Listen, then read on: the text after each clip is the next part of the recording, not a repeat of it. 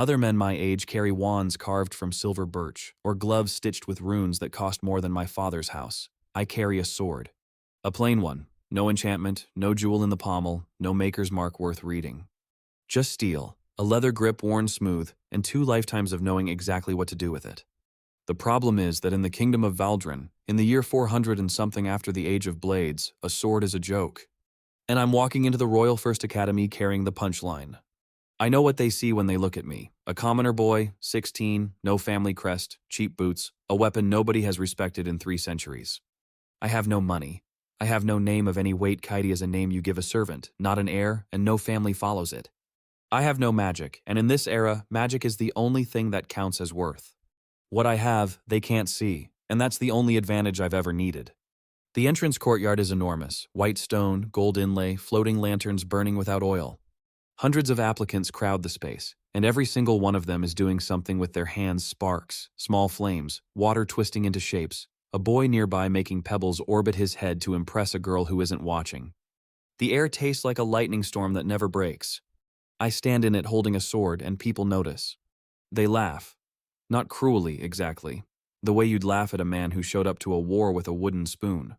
Sword faculty's that way, peasant, a boy in embroidered robes tells me, jerking his thumb toward a far corner. Behind the stables, with the rest of the garbage. I thank him politely. He looks confused. I think he wanted a reaction he could feed on. The examination hall is a coliseum in miniature tiered stone seats around a sunken floor, a dozen examiners at a long table above. Applicants file down one at a time to demonstrate their gift. A girl calls fire that spells her family name in the air. A boy freezes a barrel of water solid in 3 seconds. Each performance earns a nod, a scribbled mark, a place in the future. The examiner reading names is a thin man with a face built for sneering.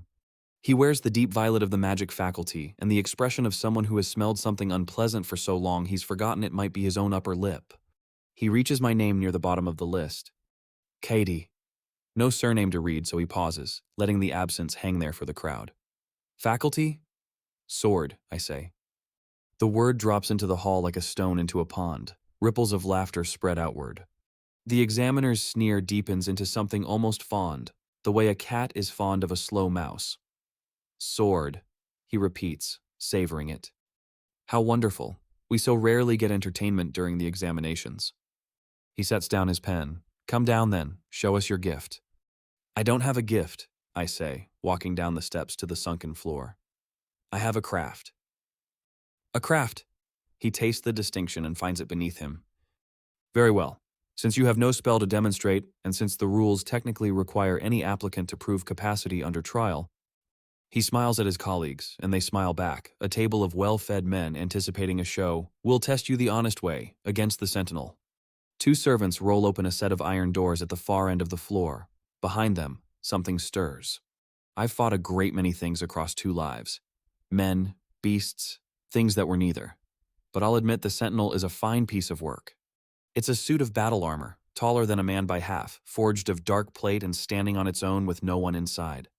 Blue light seethes in the gaps between its plates, and where its face should be, there's only a slit of the same cold light. Around it, the air distorts, the way heat rises off summer stone, except this is the shimmer of enchantment layered on enchantment.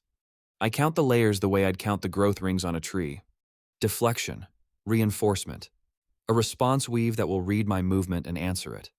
Someone spent years and a fortune making this thing. The sentinel, the examiner announces, rising now so the whole hall can hear, is a certified 6th-tier construct. It is used to filter combat mages of genuine promise. No swordsman has passed this trial in living memory. He lets that sit. In fact, no swordsman has survived it in living memory, but the construct is calibrated to stop short of killing. Usually. Do you still wish to proceed, boy? You may withdraw. No shame in it. His tone says there is nothing but shame in it. The crowd has gone quiet. Not out of respect. Out of the specific hunger crowds have for watching someone learn a hard lesson. I look at the sentinel. It looks back with its slit of blue light, and I feel the response weave taste the air toward me, reading my stance, my breathing, the angle of my grip. Good. Let it read. I'll proceed, I say. The examiner sits back down, spreading his hands. As you wish. Begin whenever you're ready, or rather, a last little smile, whenever it is. Here's a thing I learned in my first life and confirmed in my second, and it has never once failed me. Everything that means to strike you tells you first. A man's eyes go to the place he's about to hit. His weight shifts to the foot he's about to push from. His breath catches an instant before he commits. He can't help it. The body plans in the open before the mind pretends it didn't. It takes a lifetime to learn to read this. It takes a second lifetime to read it so completely that reading and moving become the same act, with no gap in between for thought. A construct is easier than a man in the end. A man might lie to you. A man might faint. The sentinel can't lie. Its enchantments are its intentions, laid bare, glowing in the seams of its plate. Watching it decide to strike is like watching water decide to flow downhill. The blue light in its joints flares. The response weave has finished reading me and found it thinks a boy with a stick. No magic, no threat, and easy calibration. It moves. It's fast. Genuinely fast, a downward crushing blow with a plated fist that would fold a lesser man into the stone. The crowd sucks in a breath, already flinching for me. But I saw the light gather in its right shoulder a full half-second before the fist moved. I've already stepped. Not back swordsmen who step back against something faster than them die tired. Forward and inside, along the line the fist can't follow, close enough to feel the enchantment's heat on my cheek, and I draw. The whole hall hears the sound, not the ring of steel on steel, something stranger. A sound like a taut rope cut through, a sound like a held breath released all at once. The truth is, I don't cut the armor. Armor is easy. The sword was always able to cut armor. What I cut is the weave. The inner force, the thing every swordsman of the old world knew, and every swordsman of this one has forgotten, is not strength. It's a kind of listening made physical, a way of putting the edge of a blade exactly where a thing's structure is thinnest, and pouring your own quiet through the steel into that seam. Magic is a knot. A knot has a place where, if you cut it, the whole thing falls apart. I have spent 2 lifetimes learning where that place is. I find it in one motion, along the diagonal seam where deflection weave meets reinforcement, and I cut. The sentinel comes apart, not shatters, unravels. The blue light spilling from its seams doesn't explode. It goes out, layer peeling from layer like cut thread pulled loose, the enchantments that held the whole thing together simply ceasing to be a whole. The 2 halves of the great armored body slide apart along the line I drew and fall in opposite directions, ringing against the stone, and then lying still, dark, empty. 6th tier and years of a master enchanter's labor, undone in the length of one exhaled breath. I lower the blade, slide it back into its sheath. The click of the guard meeting the mouth of the scabbard is the only sound in the entire hall. Nobody laughs now. The silence lasts a long time. Long enough that I have time to notice how the light from the shattered construct pools and fades on the floor, how the dust I kicked up settles, how a girl in the front row has both hands pressed over her mouth. The examiner is on his feet without seeming to have stood. His face has done something complicated. The sneer has fallen off it like a mask that was never attached very well, and what's underneath is not respect. Not yet. It's fear, dressed up as calculation. That, his voice cracks. He clears his throat, tries again. That construct was warded against physical force. It was warded against magic. You have no magic. Explain what I just... You asked me to pass the trial, I say. I passed it. That is not an explanation. No, I agree. It isn't. I'm not being difficult for the pleasure of it. It's simply that the explanation would take him years to understand, and he doesn't want to understand it. He wants a reason to fit what he just saw into the world he already believes in, one where the sword is dead and magic is everything, and I don't have one to give him. The blade cut the weave because I know where weaves are weak, that's all. It sounds like nothing. It took 2 lifetimes. Down the examiner's table, an older woman leans forward. She hasn't sneered once, I notice, not even at the start. She has the deep-set eyes of someone who reads people for a living. The boy is correct on the rules, she says quietly, and the thin man flinches at being corrected in front of the hall. Trial passed. He's accepted. She looks at me a moment longer than she needs to.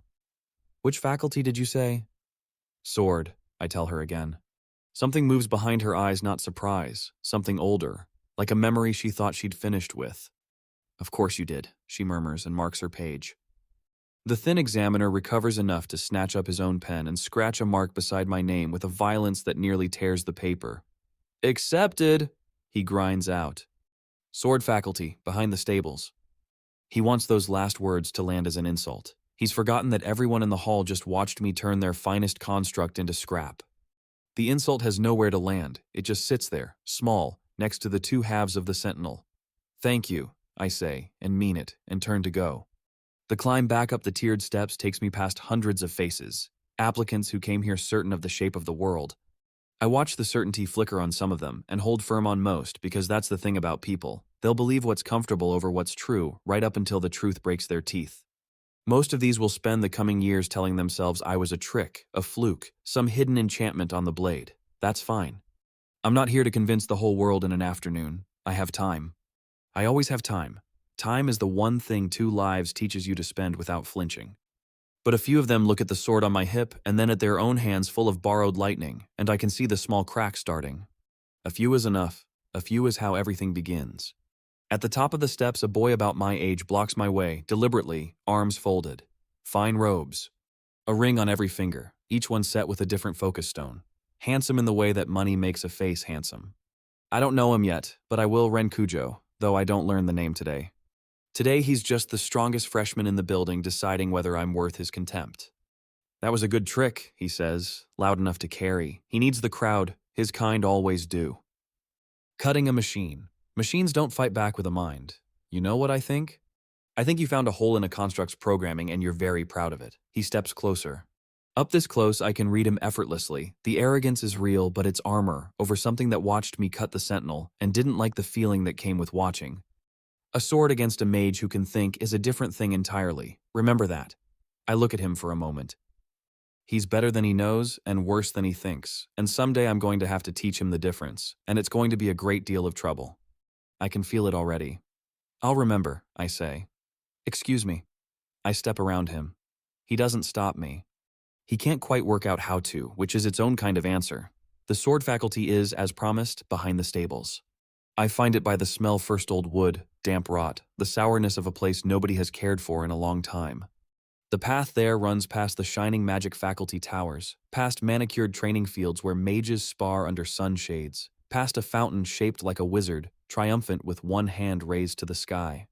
And then the good stone gives way to cracked flags, and the cracked flags give way to bare dirt, and at the end of the dirt sits a single long hall of gray timber, sagging in the middle of its roof like a sway-backed horse. Half the shutters hang broken. One wall wears a long dark stain where someone recently threw a bucket of something they didn't want. This is where they put the poor, the desperate, the ones with no gift and nothing to lose. The garbage dump of the greatest academy in the kingdom, and by walking into that examination hall with a sword and refusing to be laughed off, I've just made myself the most watched piece of garbage in it. I know exactly what I've done. A wiser man in my position, a man who only wanted to survive, would have been quietly mediocre, cut the construct badly, scraped in unnoticed, and spent 4 years small. I've done the opposite. I've announced myself. Every proud mage in that hall now has a reason to want the sword humiliated, and I'm the sword. Good. I've lived twice, and I'll tell you the one regret that survived both deaths. In all that time, in all that mastery, I was alone. There was no one who loved the blade the way I loved it. No one to hand it to. I died the greatest swordsman the world had ever seen, and the world let the whole art rot into a joke behind a stable within 4 centuries, because a thing that lives in only one man dies with that man. I'm not going to be alone this time, and you can't build something in secret behind a stable. You build it in the open, where people can see, where they can be shamed and then curious and then, one at a time, convinced. So I'll be watched. Let them watch. I stop at the sagging door of the training hall. A face appears at one of the broken shutters, a girl, thin, quick to flinch, eyes going wide when she sees a stranger actually walking toward the building instead of away from it. She ducks out of sight immediately. I rest my hand on the door and feel the soft give of rotten wood under my palm. Behind me, far off, I can still hear the ring and crackle of the magic faculty at practice, the sound of a world that has decided what it's worth and settled the question forever. I'm about to reopen it. Well, I say, to no one and to myself and to the memory of 2 lifetimes. Let's begin again. And I push the door open and walk in. The inside of the sword faculty is worse than the outside, which I hadn't thought possible. The hall is long and mostly empty. Rain has found its way through the sway-backed roof in a dozen places, and someone has arranged a collection of buckets and cracked pots under the leaks with the resigned precision of people who have given up on fixing the roof and settled for managing it. The training weapons in the racks along the walls are mostly wooden, mostly splintered, and one rack has collapsed entirely and been left where it fell. The whole place smells of wet timber and old sweat, and the particular staleness of a room where Hope moved out some time ago and forgot to take its furniture. There are 6 of them. I count without meaning to old habit, always know how many are in the room. 6 students, in a hall built for 100. They range from a boy younger than me to a man who must be in his last year, and they all share one thing: the posture of the beaten. Shoulders rolled forward, eyes that check the door before they check you. The look of people who have learned that being noticed is the beginning of being hurt. The girl from the shutter is here too, half hidden behind a support post, watching me with those quick, flinching eyes. She's thin, not the sleekness of the noble mages, but the thinness of someone who doesn't always eat. Her hands are wrapped in strips of cloth, the way a person's hands get when they train with a rough grip and no money for gloves. She's been working. Of the 6, she's the only one whose calluses I can see from here. "You're lost," the older student says, not unkindly. He's decided I'm a mage who took a wrong turn, and he's trying to spare me the embarrassment of realizing where I am. Magic faculty's back past the fountain. He gestures at the leaking roof, the fallen rack, the buckets. This is the sword hall. "I know," I say. "I'm enrolled." That lands strangely. A couple of them exchange looks. The younger boy actually laughs, a short surprised bark before he catches himself. "In the sword hall," the older one says carefully. "In the sword hall. You chose it." "I did." He studies me a moment longer, and then something in his face closes, the small hope he'd had a mage, someone with prospects, wandering in folding itself away. "Right," he says. "Well, welcome, I suppose. Pick a bucket. When it rains, you'll want to know which leak is yours." And he turns back to whatever he was doing, which is nothing, which is the main activity here. The girl behind the post hasn't moved. I walk toward her, slowly, the way you approach a bird you don't want to startle, and she goes rigid but holds her ground, which tells me something about her. Flinchers who hold their ground are made of better material than they know. "Kaide," I say. "No family name. I did the trial this morning. I heard." Her voice is quiet, careful. "Everyone heard. You cut the sentinel." She says it the way you'd describe a rumor about a sea monster, a thing reported, not believed. "They're saying it was a trick, that your sword's enchanted." "It isn't. Would you like to see it?" I hold the sword out, hilt first, flat across both my palms. She stares at it like I've offered her a live coal. But she takes it carefully, both hands, the way someone raised around blades takes a blade even when they're afraid. She turns it over, sights down the edge, presses a thumb gently along the flat, feeling for the tingle of a focus weave or an inlaid rune. There's nothing to find, because there's nothing there. It's a good sword, plainly made and completely ordinary. I watch her face change. First the confusion, there's no magic in this. Then something worse, for her. The beginning of a hope she doesn't want, because hope is a thing that has hurt her before. "Then how?" She starts. "Work," I say. "That's all it is. It only looks like a miracle because everyone stopped doing the work a long time ago." I take the sword back when she offers it. "What's your name?" She hesitates. And in the hesitation, I read something I didn't expect. It's not shyness. It's that she's braced for what always happens next. "Izumi," she says. And then, because she's decided to get the worst part over with before I can find it out from someone else and enjoy it, she adds flatly, like laying down a card she knows is going to lose the hand, "Kagari." She watches my face for the reaction, the recoil, the little cruel smile. I don't know the name. Not yet, but I know the shape of that moment, the way she armored herself before saying it, the way she's already flinching from a blow she's certain is coming. I've seen people say their own names like that. It always means the name has been used as a whip against them for years. "Izumi Kagari," I repeat without any weight on it at all, the way you'd say any name. "Good grip you've got. You've been training. Nobody else here has calluses like that." She blinks. Whatever she expected, it wasn't that. You don't know who the Kagari are." "No, should I?" "Everyone knows." Her voice does something unsteady. 400 years ago, the last saint of the sword, the real one, the greatest his heir, was a Kagari. And a mage challenged him in front of the whole capital. And he lost. He didn't just lose. He begged, on his knees. It's in the histories. There are plays about it. The Kneeling Saint. The words come out of her in a bitter rush, a story she's clearly been forced to recite her whole life. My family has been apologizing for existing ever since. We're the joke behind the joke. The swordsman who couldn't even lose with dignity. So that's it. 4 centuries of a whole clan taught to be ashamed of the thing I loved more than my own life.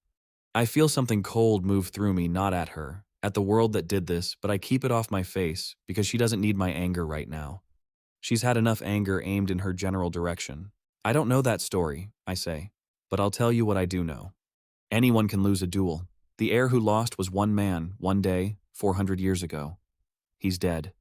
You're not. Whatever he did on his knees has nothing to do with the calluses on your hands. I nod at her wrapped fingers. Those you earned. Those are yours. She looks down at her own hands as if she's never thought of them that way.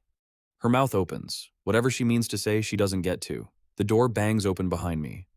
3 mages come in without knocking, which tells me everything about how they see this place a room you don't knock at, the way you don't knock before entering a stable.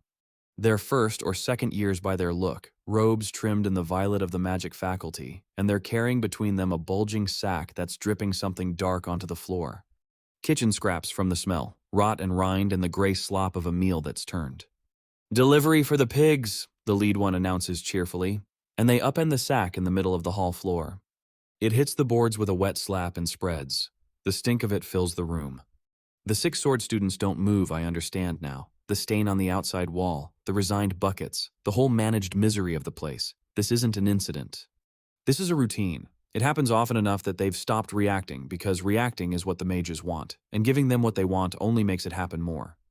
The older student closes his eyes. The younger boy stares at the floor. Izumi has gone very still beside me, her jaw tight, and I can see her doing the same arithmetic she's done 100 times. It's cheaper to endure than to protest.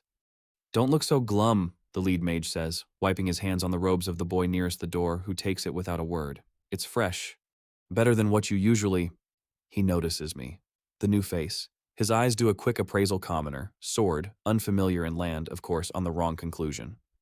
"New garbage, wonderful, there's more where that came from, so—" He raises his hand, a small thing, half a warning, half a boast, a spell bolt gathering in his palm, a knot of crackling violet no bigger than a fist. The kind of thing you throw to make someone flinch, to remind them what they are and what you are. He means to lob it at my feet or near enough to make me jump, to welcome me properly. I read the throw before his arm moves. His eyes go to the spot just to my left, floor level, exactly a scare and not an injury. His weight shifts. The bolt leaves his hand. I could dodge it. That would be the survivor's choice. Let it pass. Let them have their small victory, blend down into the misery of the hall and be forgotten. That's what a man who only wanted to last 4 years would do. I don't dodge it. I draw and I cut it. The bolt is a knot, like everything they make, and it comes apart the same way the sentinel came apart, that sound of a cut rope, a held breath released, and it simply stops existing, a smear of violet light unraveling in the air and gone. My sword is back in its sheath before the sound finishes. I never moved from where I stood. The hall is silent. The 3 mages stare at the empty air where their spell used to be. The 6 sword students stare at me. Izumi is staring hardest of all. That, I say, into the quiet, conversationally, was a very small spell. If you're going to throw things at me, throw something worth cutting. Otherwise, you're just making a mess someone has to clean up. I look at the slop spreading on the floor. And you've already made one of those. The lead mage's face works through several expressions. Confusion, then the arrival of an emotion he isn't used to feeling toward a swordsman, uncertainty. He doesn't understand what just happened, and men like him hate not understanding almost as much as they love feeling superior. For one moment, I think he's going to gather something bigger, and I let my hand rest, easy, near the hilt, and let him read that. He decides not to. "You'll regret that," he says, which is what people say when they've lost the moment and can't admit it. "You have no idea who your swordsmen don't have the right to." He stops because he can hear himself, and gathers what's left of his dignity.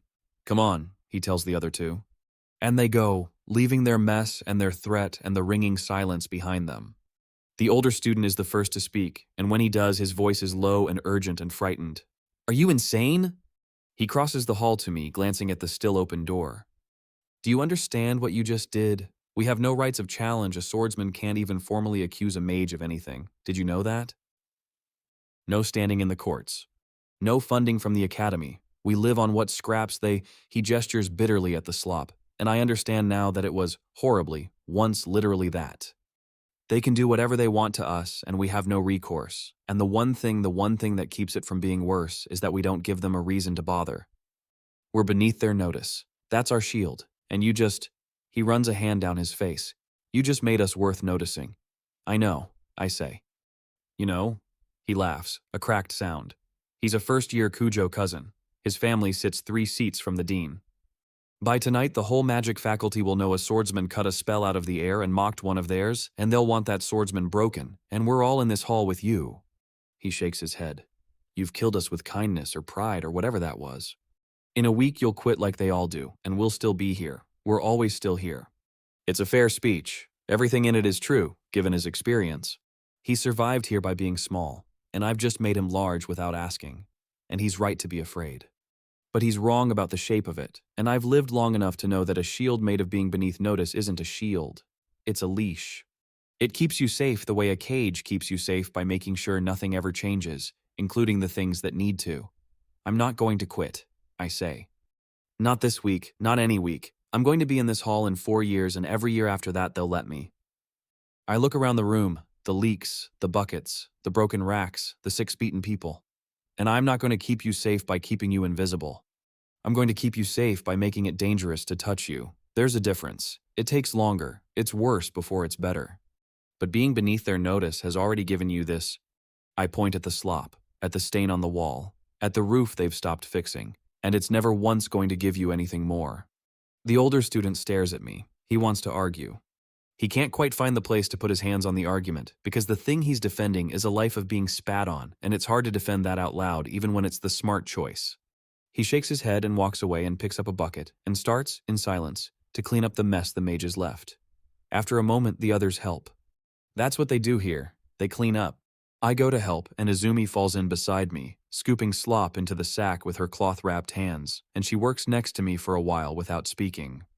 Then quietly, not looking at me, "They really are going to try to break you. He's right about that. The Kujo, the whole faculty. You should be scared." I know. Why aren't you? I think about how to answer that in a way she can use. Not the truth that I've been broken in worse ways in 2 lives than anything a spoiled boy 3 seats from a dean can manage. That fear stopped being useful to me a very long time ago. That would only sound like a boast, and boasts don't teach anyone anything. Because being scared doesn't clean the floor any faster, I say instead. And it doesn't fix the roof, and it doesn't make you better with a sword. It just uses you up. So I stopped. She's quiet for a while. Then, still not looking at me, in a voice so low I almost miss it under the sound of buckets, "You said you'd make the Kagari name feared again." I said I'd make it yours again. Feared, respected, spoken with pride, those all come after. First, it has to stop being a whip they hit you with. First, it has to be just your name, the way Kata is just mine. I straighten up. Wipe my hands. I can teach you that. It's the same work as the sword. It's all the same work in the end. I fully expect her to say no, to tell me I'm insane, like the older student did. To recite the kneeling saint one more time and go back to being small, because small has kept her alive this long. She doesn't say yes. But she doesn't tell me to leave either. She just keeps working beside me, jaw set, cleaning up a mess that isn't hers, and when the last of the slop is bagged, she looks at the empty racks of splintered wooden swords for a long moment. "Dawn," I tell her. "If you want to start, be here at dawn. Bring the calluses. Leave the story about your grandfather 400 years back at the door." She doesn't answer. But at dawn, when I come down the dirt path past the sleeping stables with the sky going gray over the magic faculty towers, there's already a light in the sword hall. She's there, wrapped hands, wooden sword, waiting. That's how everything begins. A few is enough. Sometimes one is enough. The Kujo cousin was right about one thing. It didn't take a week. It takes 9 days. 9 days of dawn drills with Izumi, of teaching 6 frightened people to at least stand like they're not apologizing for it, of fixing 3 of the roof's 12 leaks with scrap timber I hauled up myself because no one else believed the roof was worth fixing. 9 days for word of the swordsman who cut a spell out of the air to travel up from a first-year cousin, past a few seats, and land somewhere it could do something about it.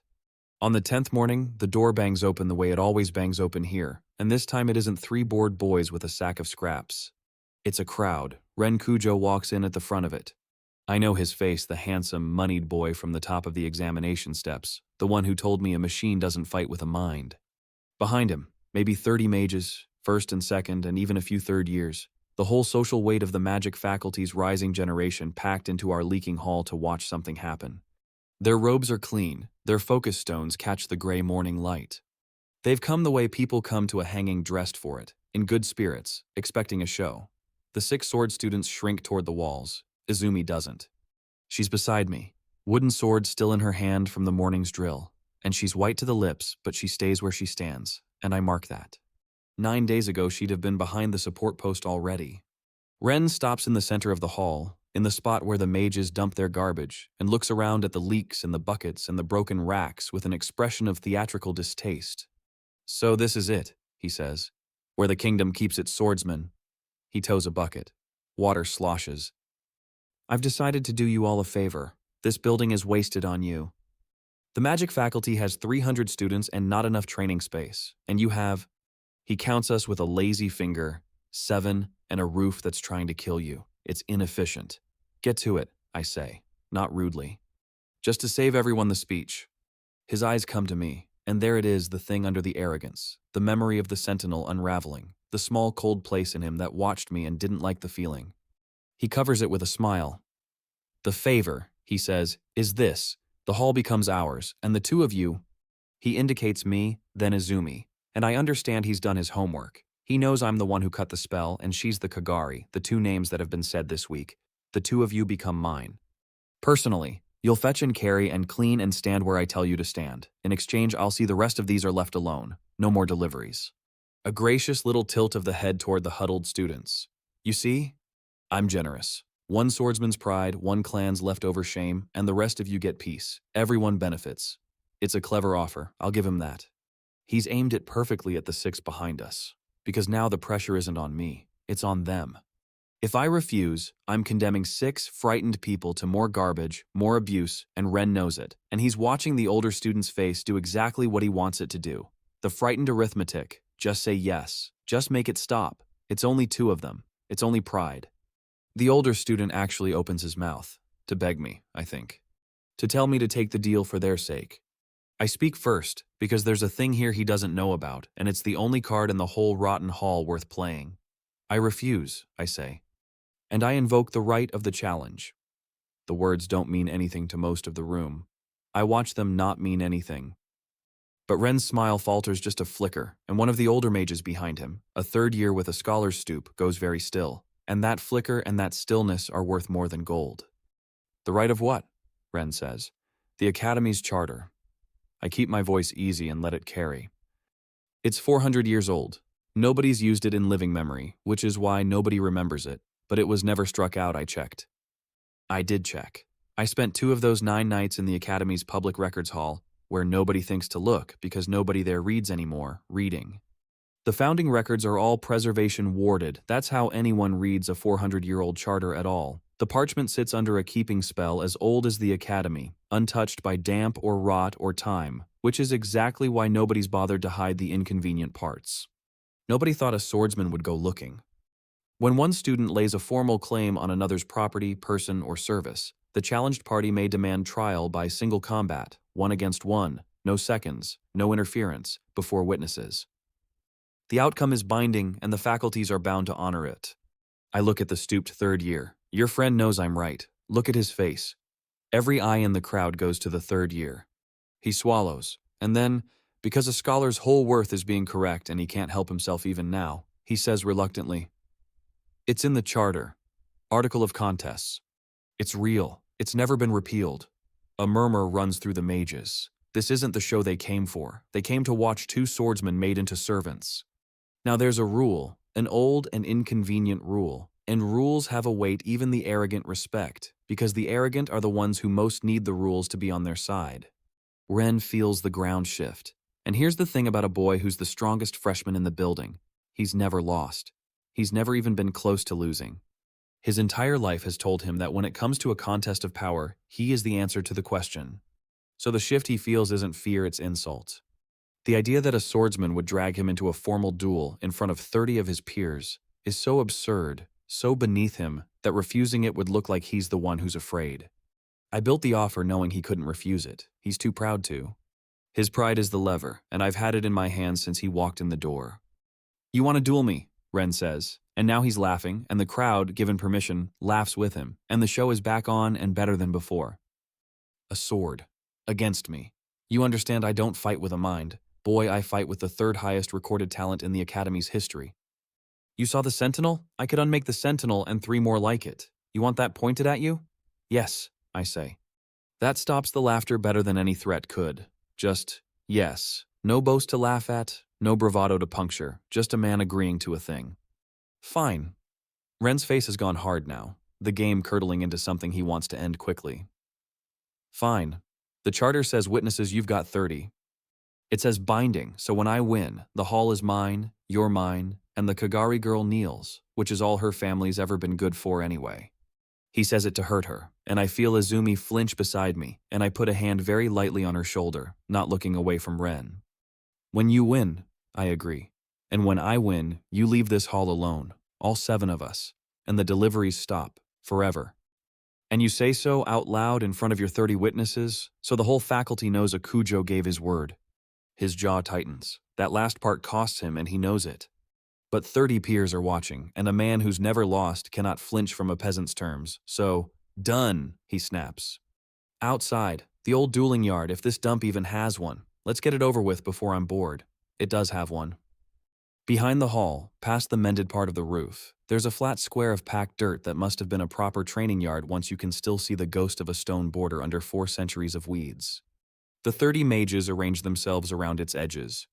Word travels. By the time we take our positions, there are more than 30 faces I don't know drifting in from the shining fields to watch the freak show. Somewhere among them, I'd later learn, a woman with deep-set eyes watched too, the examiner who hadn't sneered, but I don't see her that day.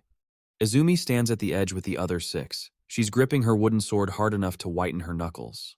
As I pass her, she says, low and fast, "He wasn't lying about the talent. He really is Kaidi. He could unmake the sentinel. I've seen him practice. Please, watch his eyes," I tell her quietly. Not his hands, not the light. His eyes. That's the whole lesson. Watch where he looks. Then I walk out onto the packed dirt, and I draw my sword, and I set my feet, and across the yard Renkujo raises both hands and the air begins to hum. Here is what I know that he doesn't. Ren has never fought anyone who might actually beat him. That sounds like his strength. It's his weakness. When you've never been in danger, you never learn to hide your intentions, because you've never needed to cast openly, grandly, telegraphing everything, because you've always had so much more power than your opponent that reading you didn't matter. He's the strongest freshman in the building, and he's sloppy, and he doesn't know it, because sloppiness has never cost him anything. His eyes flick up and to my right. I read the intention before the spell forms a lance of compressed force, aimed high, meant to break my guard and my nerve at once. The light gathers in his palms half a heartbeat after his eyes commit. I'm already stepping. Not away, never away, not against someone whose whole art is reaching across distance is his kingdom, and I don't fight men in their kingdoms. I step inward and to the left. Along the line his lance can't follow, and it screams past my shoulder close enough to snap my hair and blows a crater in the dirt behind me. The crowd gasps. They think I got lucky. His eyes flick low left. I read it, step, and the ground where I was buckles upward in a fist of stone. Down center. I'm not there. A wide spray, all directions, meant to catch me wherever I dodge, but his eyes went wide a moment before, telling me the shape of it, and I don't dodge outward into it. I dodge forward into the one safe pocket at its origin, closer to him than I was. I still haven't swung. That's the part that starts to unnerve them. A duel is supposed to be an exchange, blow for blow, but I'm not exchanging. I'm just not being where his magic is, again and again, walking a slow, inevitable line toward him through a storm of unmade earth and screaming light, and never once raising my blade to answer. It looks, from the outside, like the spells simply refuse to touch me, like the magic itself has decided I'm not worth hitting. Ren's face changes. First disbelief, then anger. Then, and this is the moment I've been waiting for. The moment I need him to reach fear. Because he's throwing everything he has. The 3rd highest recorded talent in the Academy's history, and the peasant with the sword is closer than he was a minute ago and still hasn't bothered to attack. And Ren has finally, for the first time in his life, met a thing his power can't answer, and he doesn't know what to do with it. He's never learned. Nobody ever made him learn. "Stand still!" he screams. And it isn't a battle cry. It's the sound of a man's certainty coming apart, and he pours everything he has left into one final working. His barrier. I know it before he raises it, from the way his eyes stop flicking and lock, the way his whole body braces he's abandoned attacking. He's going to shield. It's his ultimate defensive weave, the thing that filters combat mages of genuine promise, layered light so dense the air around it bends. From behind it he'll gather himself, catch his breath, remember he's supposed to win. It's the smart move. Behind that barrier he's untouchable. He thinks. The barrier blooms a hemisphere of shining violet, humming, gorgeous, 3 seconds of a master's work poured out in one desperate instant. The crowd sighs with relief. There, now the swordsman's little walk means nothing. Now Cujo is safe and can end this properly. I've reached him. I'm close enough now. And a barrier is only a knot, like everything they make a very good knot, a beautiful knot, but every knot has the one place where the whole thing hangs together, and I have spent 2 lifetimes learning to see it. It's not in the front, where it's thickest and he expects the blow. It's in the seam, low, where the weave closes on itself, where a maker leaves the one join that holds all the rest. I put my quiet through the steel and I cut there. That sound again, the cut rope, the released breath, and the barrier doesn't shatter, doesn't explode, it unravels, the whole shining hemisphere peeling apart from one severed seam and simply ceasing to be. The way the sentinel ceased, the way the little spellbolt ceased, the way everything they build ceases when you cut it in the one place it can't survive being cut. And Ren Cujo is standing there with nothing around him and nothing left in his hands, and my sword is a hair from the side of his throat, stopped, not touching, close enough that he can feel the cold of the flat against his skin. The yard is utterly silent. I hold it there long enough for everyone to see, long enough for him to feel his own pulse against the flat of my blade. Then I speak, quietly, just for him, in the voice you use for something you actually want a person to hear. I read every spell before you cast it. Everyone. I didn't dodge them, Ren. I moved before there was anything to dodge. That's not talent. I ease the blade back and step away and give him his throat and his life and his balance back. That's 400 years of everyone forgetting there was anything to learn. You lost to the work, not to me. Then, I turn to the crowd, to the 30 and the drifting others, all of them gone pale and quiet, and I raise my voice so it carries to every one of them. He gave his word, I say, in front of all of you. This hall is left alone, all 7 of us. The deliveries stop, forever. I look back at Ren, who hasn't moved, who's staring at his own empty hands. Say it. You gave your word, and a Cujo keeps his word, or you're something less than the sword you just laughed at. For a long moment I think he won't. His pride is a wounded animal, and cornered pride does stupid things. But 30 peers are watching, and the whole edifice of who he is rests on his word meaning something, and if he breaks it now, in front of them, then the loss becomes the least of what he's lost. The hall is left alone, he says. His voice is barely there. He forces it louder, uglier, out through his teeth. The deliveries stop. You have my word. And then, because he has to salvage something, because a man like him cannot simply lose, he adds, "Lo, only for me. This isn't over." No, I agree. Quiet. Only for him. But not for the reason you think. Because I've seen it already, the thing under the humiliation, not just the anger, but the question. How? He watched me read him like a page, and some small, furious, honest part of him wants to know how it's done. That part is the beginning of everything. I've made an enemy today, but I've also planted something in the enemy, and 2 lifetimes have taught me those often turn out to be the same seed. I sheathe my blade. The click of the guard is the only sound. Then I walk back across the packed dirt to the 7 of them, 6 frozen, and 1, Izumi, standing at the front with her wooden sword and her white knuckles, and her mouth open and her eyes shining with something I haven't seen in them yet.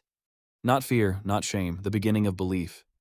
Watch his eyes, she whispers, as I reach her, repeating it back to me like a prayer she's just understood. That's all it was. You watched his eyes. That's all it was, I say. Dawn tomorrow, I'll show you how. Behind us, the magic faculty's certainty that the sword is dead has a crack in it now, small and spreading, 30 witnesses wide.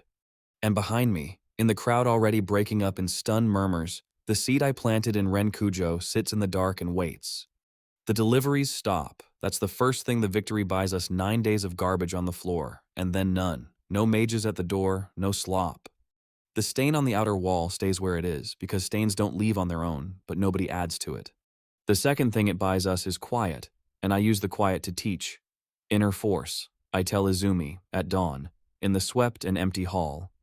That's what cut the barrier. Not strength, not the sword. You. She's holding her wooden practice blade. She's been holding it for an hour, because I told her to. Because the first lesson is that a swordsman's relationship with a sword is longer than any duel, and starts with just holding the thing until your hands forget it isn't part of your arm. Her wrapped fingers are steady now. Good calluses. She's earned every one. Everyone has it, I say. Everyone. Mages, farmers, the man who empties the latrines. It's not a gift. It's the quiet underneath your movement, the difference between swinging a sword and meaning it. A mage's magic is loud. It's a knot they tie in the world, and it's very impressive, and it has one weakness. Because it's a made thing, it has seams. Your inner force is not a made thing. It's you, poured down the steel into the seam. That's why the sword cuts magic.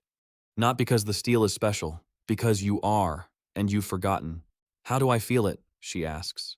She's asked it every morning for a week. She wants it so badly it's cost her sleep. I can see it. The shadows, the trembling in the arm by noon. You don't feel it by wanting it, I tell her, the same as every morning. You feel it by working past the point where you have anything left to want it with. Again, the seventh form. She sets her feet. She swings. It's clean, technically it's very clean. She's a natural. She has the bones of a swordswoman if only the body would answer the way it should. But there's nothing underneath it. The blade moves. Izumi doesn't go into it. It's a swing with no quiet poured down it. And both of us know it. And her face does the thing it does, the small collapse, the flinch inward, the certainty rising up that she is the problem, that she has always been the problem, that a Kagari is a body shaped for failure. Again, I say. She swings. Again. She swings and swings and swings, and by the time the light comes full through the mended roof, she's soaked through and her arms are shaking, and the seventh form has degraded from clean to sloppy to barely a form at all, and there is still nothing underneath it, and she stops. She doesn't ask to stop. She just stops, standing there with the wooden sword hanging from a dead arm, breathing hard, staring at the floor. I can't, she says, quietly. Not dramatic. Worse than dramatic, flat, certain, a fact she's known her whole life and is only now saying out loud to someone who might have believed otherwise. I can't do it. You should teach one of the others, or nobody. It doesn't. I'm a Kagari. This is what a Kagari is. We hold the sword and we can't make it do anything, and eventually we kneel. Her voice cracks on the word. I'm sorry you wasted the week. I let her stand in it a moment. Then I go and get a bucket of water and set it down beside her and tell her to drink, because a body that can't drink water can't find inner force either, and the first thing to fix is always the nearest broken thing. She drinks. I wait. Do you want to know the real story? I ask her, when she's done. Of the kneeling saint? Not the one in the plays. The one I worked out sitting in the records hall for 2 nights while you slept. She looks at me. The records hall is the last place a Kagari would go. It's where the histories live, and every history that mentions her family mentions it to laugh. There's a play, she says warily. The Kneeling Saint. There've been 100 of them. He fights a mage, he loses, he begs, everybody spits. That's the story. That's the whole story. That's the play, I say. The play was written 60 years after it happened, by a mage house that had just bought a seat on the Academy's founding council. The records underneath the play are thinner and they don't rhyme. And they're all still there. Whole and readable, the Academy's founding records sit under a preservation ward as old as the Academy itself, the way all founding documents do, so nothing rots and nothing fades. Which is exactly why nobody's ever bothered to hide the inconvenient parts. It never occurred to anyone that a swordsman would go looking. Here's what they say. I sit down on the edge of a rack, because this is going to take a while, and she needs to be sitting for it too. And I gesture for her to sit, and she does, still wary, still braced. 400 years ago, magic was new enough that it frightened people. The last true saint of the sword died of old age, not in a duel, in his bed, which no play will ever tell you because there's no drama in it and he left an heir. Your ancestor, and a mage house that wanted the Academy's founding charter to favor magic over the sword needed the sword discredited, publicly, before the charter was signed. So they arranged a challenge. And the terms of the challenge, I stop, because this is the part that matters and I want her to hear it clean. The terms said that if the swordsman lost, the sword would be barred from the Academy's council forever. And if the swordsman won, the mage house would be barred instead, but they also put a clause in that nobody in the plays ever mentions. If any harm came to a student of the Academy during the duel, both sides forfeit and the charter defaults to magic anyway. Izumi is very still now. Your ancestor won the duel, I tell her. That's in the records, plain as anything, if you know to read past the play. He beat the mage. Cut his working in half the same way I cut Ren's barrier, probably the same seam. And the mage, losing, did the one thing that would take the victory away. He threw his final spell not at your ancestor, but wild, into the crowd, at a row of first-year students who'd come to watch. Children, essentially. And your ancestor stopped it, Izumi whispers. She's ahead of me now. Her eyes are wide. He threw down his sword and put his own body between the spell and the students and took it, and he went down on his knees because the spell put him there, because it near enough killed him. And by the terms nobody remembers, harm to a student meant forfeit, and forfeit meant the charter defaulted to magic anyway. So he won the duel and lost the war and knelt in his own blood in front of the children he'd just saved, and the mage house that wrote the terms also wrote the play, and in the play he kneels because he's a coward and begs for his life. I let it settle. That's the kneeling saint. He knelt because he chose a row of children he didn't know over 400 years of his family's honor, and the people who set the trap made the whole kingdom laugh at him for it. And they've been laughing ever since, and your family has been apologizing ever since, for the crime of your ancestor being the only decent person in the yard. The hall is quiet except for the drip from one of the leaks I haven't mended yet. That's not in any play, Izumi says. Her voice is unsteady. That's not how do you know? Because I read the terms of the challenge and the eyewitness deposition of the Master of Ceremonies, both filed the week it happened, both preserved under the same ward as everything else in that hall, both in the public records where nobody ever goes because reading is beneath the magic faculty and forbidden, near enough to the sword. It's all still there, clear as the day it was written. Nobody hid it. They didn't need to hide it. They just wrote a better story and let 100 years bury the true one under it. I look at her. Your ancestor wasn't a coward, Izumi. He was the best of them. He's the reason the Kagari name is worth carrying. You've spent your whole life apologizing for the finest thing your family ever did. She's crying, not loudly. Just leaking, the way the roof leaks, steady and quiet and long overdue. And she doesn't wipe it because her hands are still wrapped in holding the wooden sword, and she seems to have forgotten to let go of it. Then why can't I do it? She says finally. And the flatness is gone and underneath is just a child's raw question. If he was that good, if it's in my blood, why can't I feel the inner force? Why does it just nothing happens, no matter how hard Because it's not in your blood, I say, and I say it hard, because this is the actual lesson, the one under all the others. That's the lie. Both lies, the play's and yours. The play says your family are cowards by blood. And somewhere under that, you've decided that means talent is by blood too, that your ancestor had a gift you didn't inherit, and that's why you can't. It's the same lie wearing the opposite coat. I stand up. Talent is a story people tell to explain why they get to stop working. Renkujo is drowning in talent, and I read him like a broadsheet because he never worked a day, because talent told him he didn't have to. Your ancestor didn't win that duel with blood. He won it with 30 years of dawns exactly like this one, holding a sword until it stopped being separate from his arm. There's no gift in you missing. There's just the work, and you haven't done enough of it yet, and neither had he at your age, and neither had I in either of my I stop. She doesn't catch the slip. Good. Stand up, I say. 7th form. Not because you have a gift. Because you have hands and a sword, and no gift is coming to save you, and that's the best news anyone's ever going to give you, because it means the whole thing is yours to earn. She stands up. She's exhausted. Her arms are dead. She's been crying, and her hands are shaking, and by every reasonable measure, this is the worst possible moment to ask a body to do something new. But it's also the first moment she's swung the sword without the ghost of a kneeling ancestor pressing down on the blade.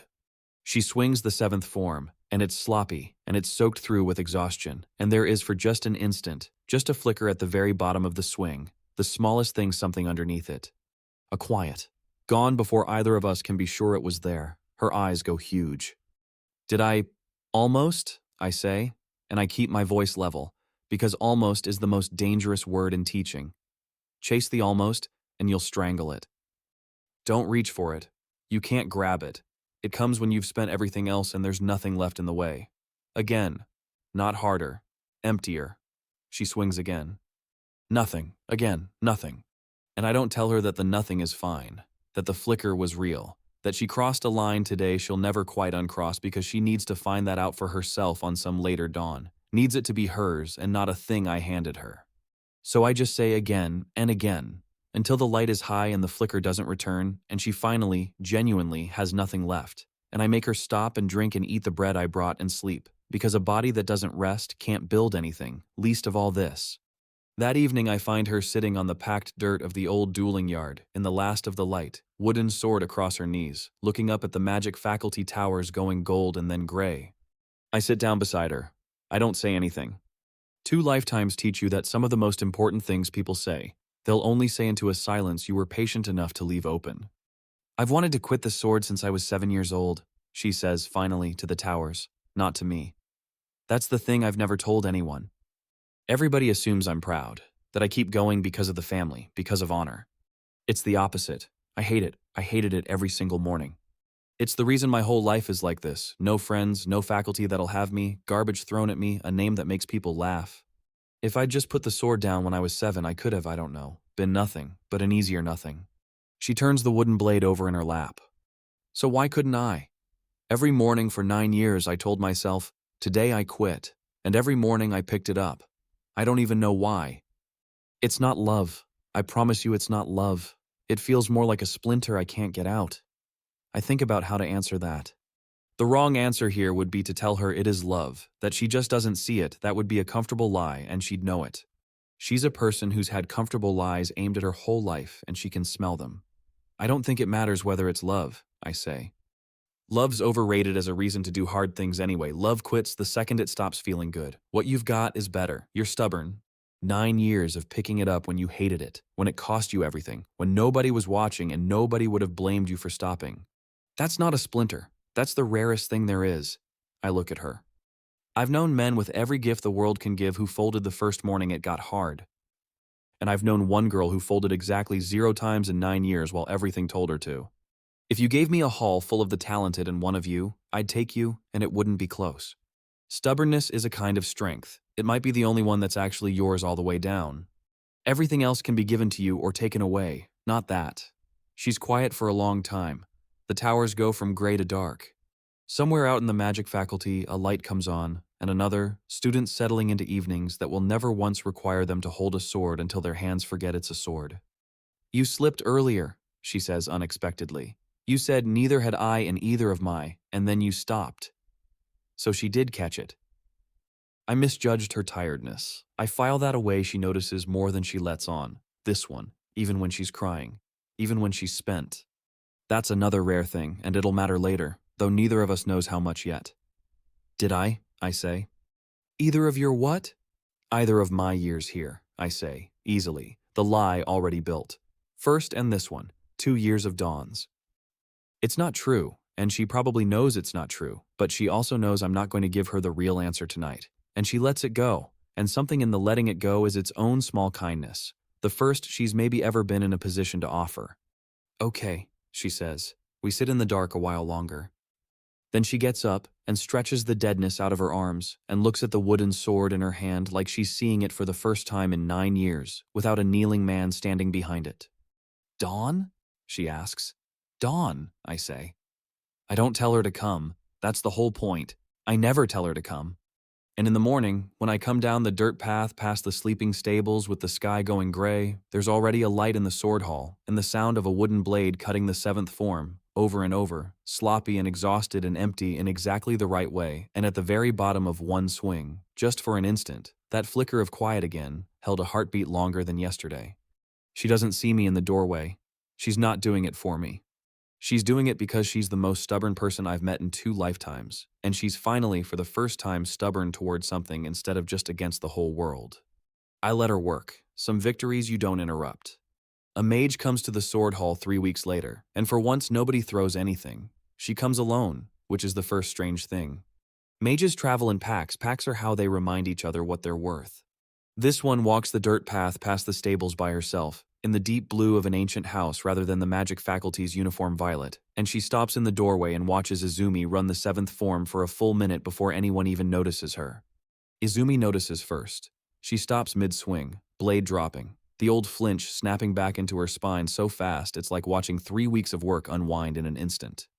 The other students go still. A mage in the doorway means one thing here, and it isn't good. Don't stop, the mage says. Please. The transfer of weight at the end, you're doing something with it I've never seen. Do it again? Nobody does anything again. The request is so far outside the shape of every previous interaction with the magic faculty that the hall simply doesn't know how to process it.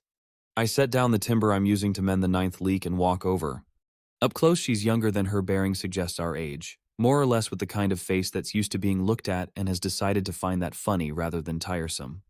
Her eyes are the interesting part. Most mages who come here look at us the way you look at furniture. She's looking at Izumi's blade the way I look at a knot I'm about to cut, like there's something in it she genuinely wants to understand. Suzuna Yamashiro, she says, offering it before I ask, which is its own courtesy. The name means something even to me. The records hall had it. An ancient house, older than the academy, and one of the very few that the histories place on the swordsman's side 400 years ago, before it became unfashionable to have been. You're Kaidi. You cut Ren Kujo's barrier without touching him. It's all anyone in my year talks about, though most of them talk about it wrong. Wrong how? They say the barrier was flawed, or that you had a hidden focus in the sword, or that Ren threw the duel for reasons of his own. She says it with a dryness I like immediately. The last one especially. It's easier to believe a Kujo would humiliate himself on purpose than that a swordsman beat him honestly. People will construct extraordinary lies to avoid a simple truth that costs them something. And what do you think happened? I think you read him. She says it simply. I think you watched where he was going to cast, and you were already gone. And I think the barrier came apart because you cut a seam, not because you overpowered it. A working that big has to close on itself somewhere, and if someone found the join. She trails off, and there's real hunger in it now. The hunger of a mind that's found a locked door and wants to know what's behind it. Nobody's cut a seam in 400 years because nobody believes the seams matter. You just have to see them. And I've spent 3 weeks wondering how a person sees a seam in a spell. She spreads her hands. So I came to ask. That's all. I came to ask. Izumi is staring at her like she's a talking wolf. I've spent 2 lifetimes reading Intent, and I read hers, and there's no cruelty in it, no trap, no game.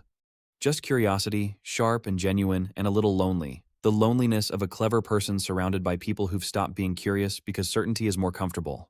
I know that loneliness. I've had 4 centuries of it in a way. Come in, I say. Watch the whole session, then I'll answer what I can. She watches for 2 hours.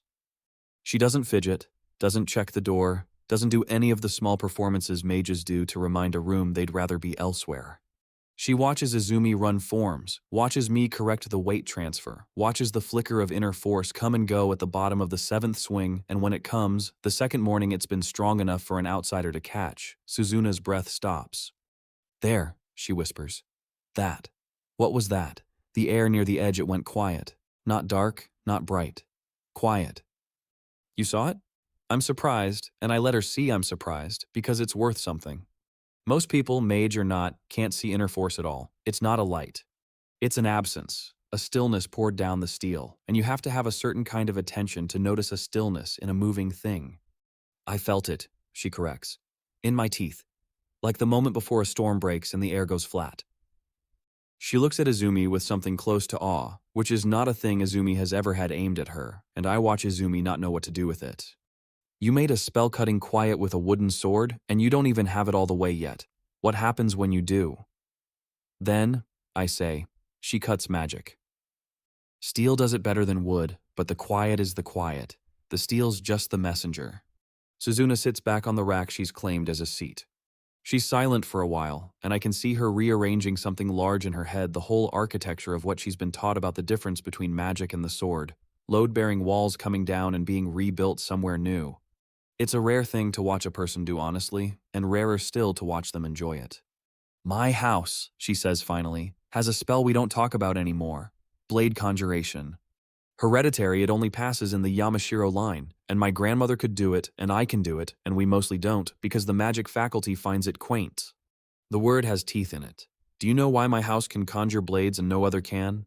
Because 400 years ago we were sword-allied, and the first Yamashiro mage built the working with a swordsman to honor him, so that even a mage of our line would always carry a blade. It's the last living proof that the 2 arts were ever anything but enemies, and I have never once shown it to anyone who wouldn't laugh. She stands. Would you spar me? Not to win? I want to see what your reading does against a blade that isn't physical. We spar in the old dueling yard, the same packed dirt where I unmade Ren's certainty, and the 6 sword students and Izumi ring the edge, and this time there's no crowd come to gloat, just us, and a mage who wants to understand, which is a rarer and better audience than 30. Suzuna raises her hand and a blade forms in it. It's beautiful work. I'll say that plainly because it's true, and because it costs me nothing to admit it. The blade is light, actual light, blue-white and edged, the length of a longsword, and it moves the way a real blade moves, has weight the way a real blade has weight, because she's not making an illusion of a sword, she's conjuring the idea of one and making it solid. It's the finest single spell I've seen in this life. A whole art, kept alive out of stubborn love by a house that everyone laughed at, and here it is, in a girl's hand, in a dirt yard behind a stable. She's good too, better than she let on.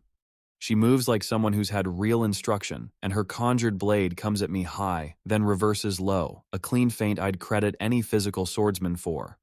And I read it, and I'm not there. Here's the thing she wanted to know and didn't quite dare to hope. A conjured blade telegraphs exactly like a physical one.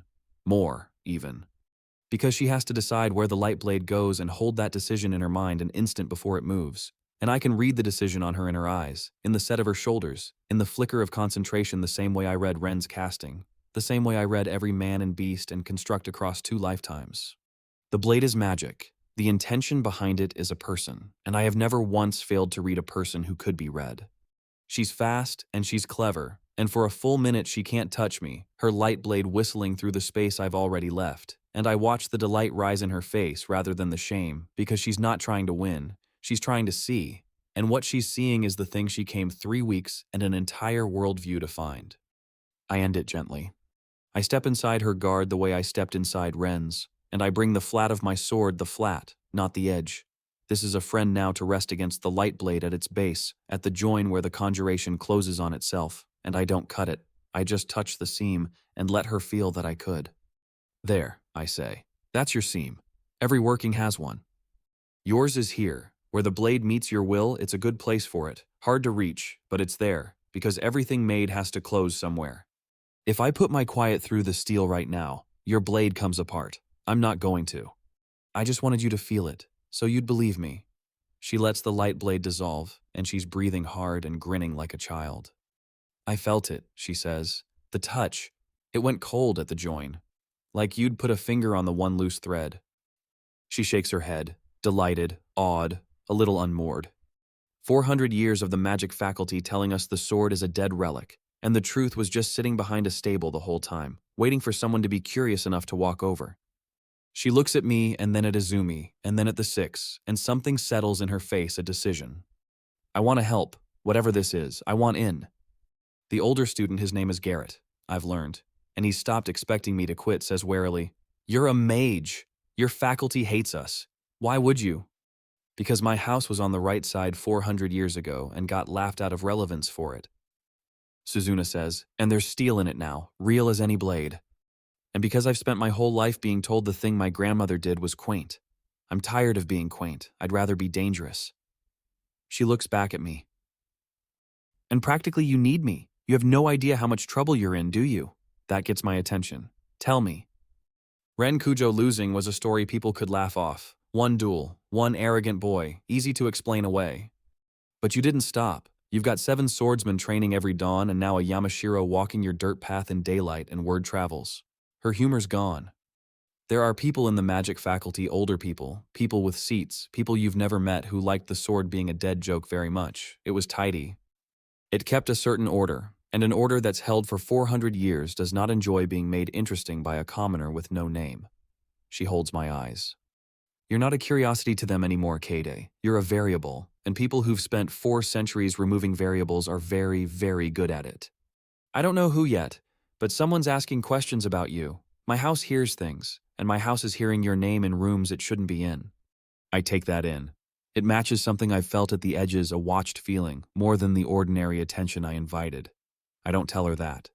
I file it the way I file everything, and I say only, then it's good you're here.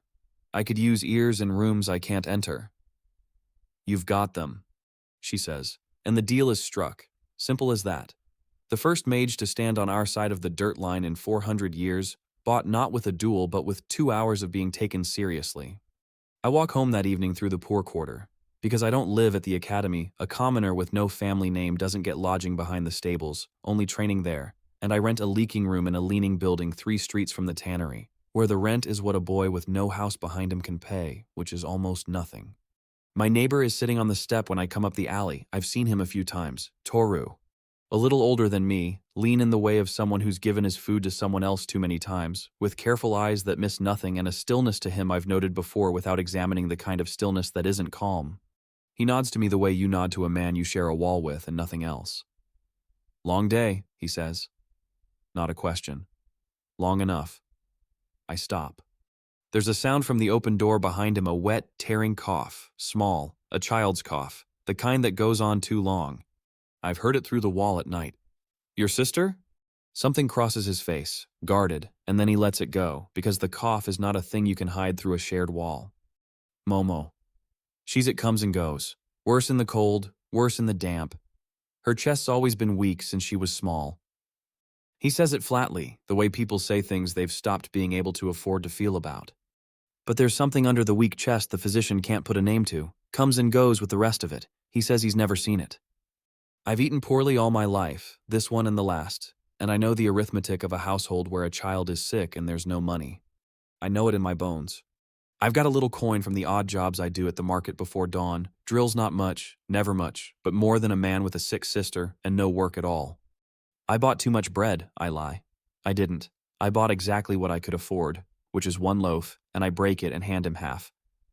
It'll go stale on me, and there's a woman by the tannery who sells honey and thyme syrup. It's cheap and it eases a raw cough. Won't cure whatever's underneath, but it'll quiet the surface of it. Let her sleep. I'll bring some tomorrow. I pass her stall anyway. Toru looks at the half loaf in my hand. He doesn't take it right away.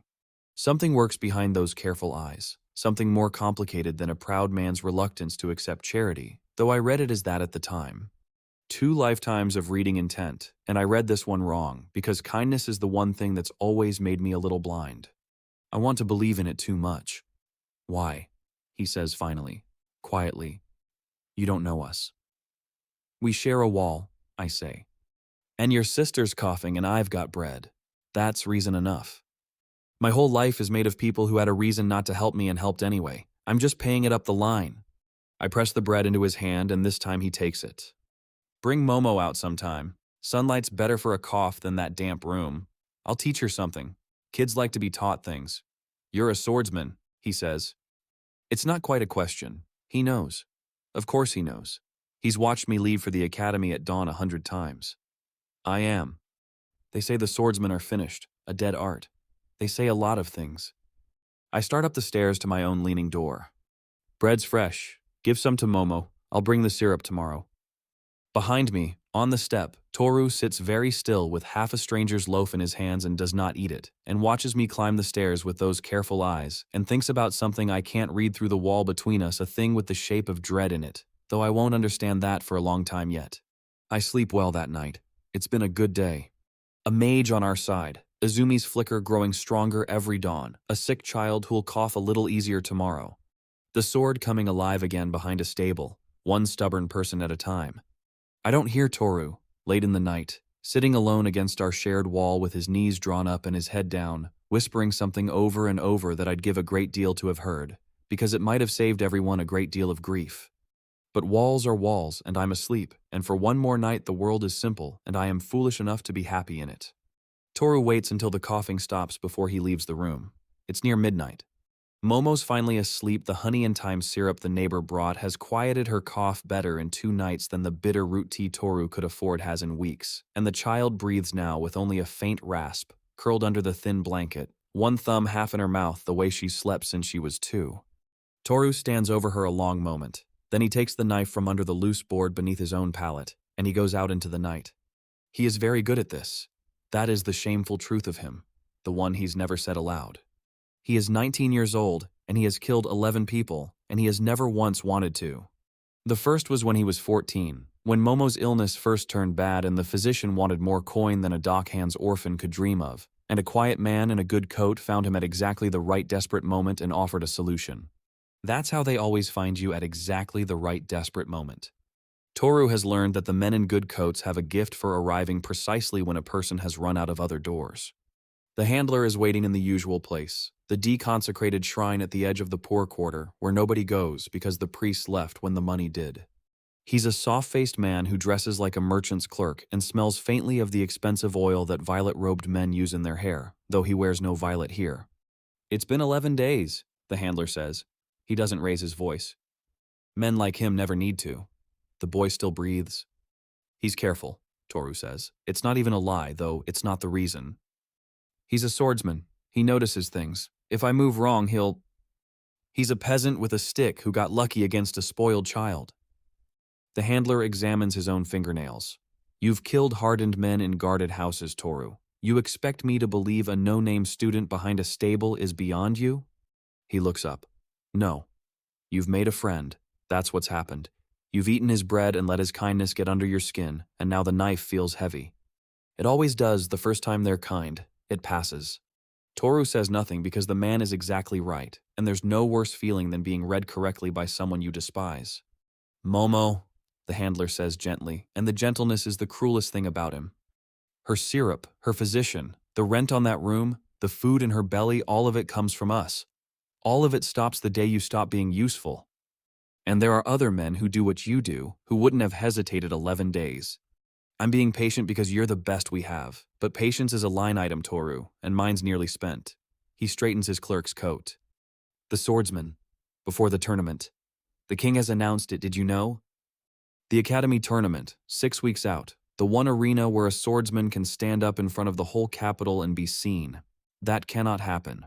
A swordsman winning in public, with the king watching, do you understand what that undoes? He dies before the tournament, or your sister does. Those are the terms. They were always the terms. He leaves first, as he always does, and Toru stands alone in the ruined shrine with the knife in his hand and his sister's face behind his eyes, and he does not weep because he learned 5 years ago that weeping doesn't buy medicine either. I hear about the tournament the next morning, from Suzuna, who arrives at the dawn drill practically vibrating. The king's announced the Academy tournament, she says, before she's even through the door. It's held every 7 years. It's the whole capital, nobles and commoners and the king in the royal box, and the whole point is the faculties competing in front of the crown for prestige and funding for the next 7 years. She's grinning. And here's the part you'll like. The charter, the same one you dug your duel right out of, says the tournament is open to any enrolled student of any faculty. It doesn't say magic. It's never mattered before because no swordsman's been worth entering, but it doesn't say magic. You can enter. You and Izumi. Legally. And there's nothing they can do about it. I stop mid-correction of Garrett's stance and turn around, and I feel it settle into place the thing I've been building toward without quite naming, because you don't say the big goal out loud too early or it turns to smoke. 9 days of garbage stopped by a duel behind a stable. 1 mage won over by 2 hours of respect. Those are small proofs, private ones, the kind the magic faculty can explain away in the dark. But the tournament is not private. The tournament is the whole capital, and the king, and no story anyone tells afterward can unsee what the whole capital saw. That's the stage, I say. That's exactly the stage. Everything we've done behind this stable, nobody has to believe it, because nobody important watched. But if a swordsman stands up in front of the crown and cuts a mage's greatest working out of the air, I look at Izumi, who's gone very still. Then it's not a rumor anyone can bury. It's a thing that happened in front of everyone, and the sword stops being dead the moment it can't be unseen. You're going to enter, both of you, Suzuna says. It's not a question. I'm going to enter both of us. I look at Izumi. If she'll do it.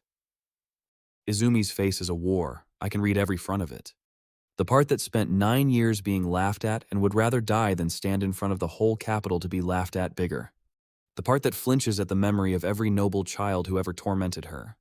And underneath those, small and stubborn and growing, the part that's felt the flicker of inner force at the bottom of the 7th swing and wants for the first time in her life wants to be seen doing it.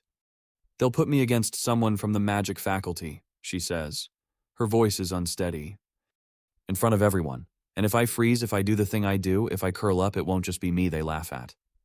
It'll be you, and the whole hall, and the Kagari name, and I'll have proved every single thing they've ever said. Then don't freeze, I say. She laughs, a cracked sound. Oh, that easy. No, it's the hardest thing you'll ever do, and I'm not going to pretend otherwise. I set down the practice sword. But listen to me. You've been running the 7th form every dawn for a month, and the quiet is coming stronger every day. The only thing standing between you and cutting real magic isn't your body anymore. Your body's nearly there. It's the 6-year-old who got told she was a Kagari and flinched. And that child is going to be in the yard with you no matter where you fight behind this stable or in front of the king. So you might as well fight her where it counts. I hold her eyes.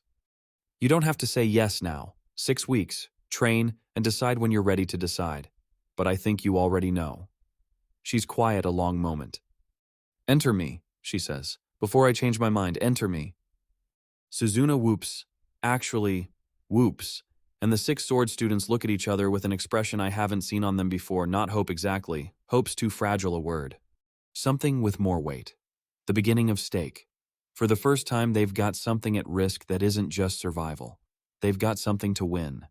I go to file the entry that afternoon at the tournament registrar's office, which is a marble hall in the administration building where I have never once been welcome. The clerk is a thin woman who takes one look at the sword on my hip and assumes I'm lost. "Deliveries are the rear entrance," she says. "I'm entering the tournament," I say, and lay my enrollment token on the counter. 2 entrants, sword faculty, Kaide, and Izumi Kagari. She stares at the token, then at me. Then, slowly, at a shelf of ledgers behind her, and I watch her realize she has no procedure for this, no line on the form, no precedent in living memory, and I watch her want very badly to refuse me and find she has no ground to stand on to do it. Because Suzuna's right, the charter doesn't say magic, and a clerk lives and dies by the charter. "The sword faculty," she says faintly, "has not entered the tournament in 90 years. "Then it's overdue," I say. "Both entries, under the article of contests, open to any enrolled student. I've got the article number if you'd like it."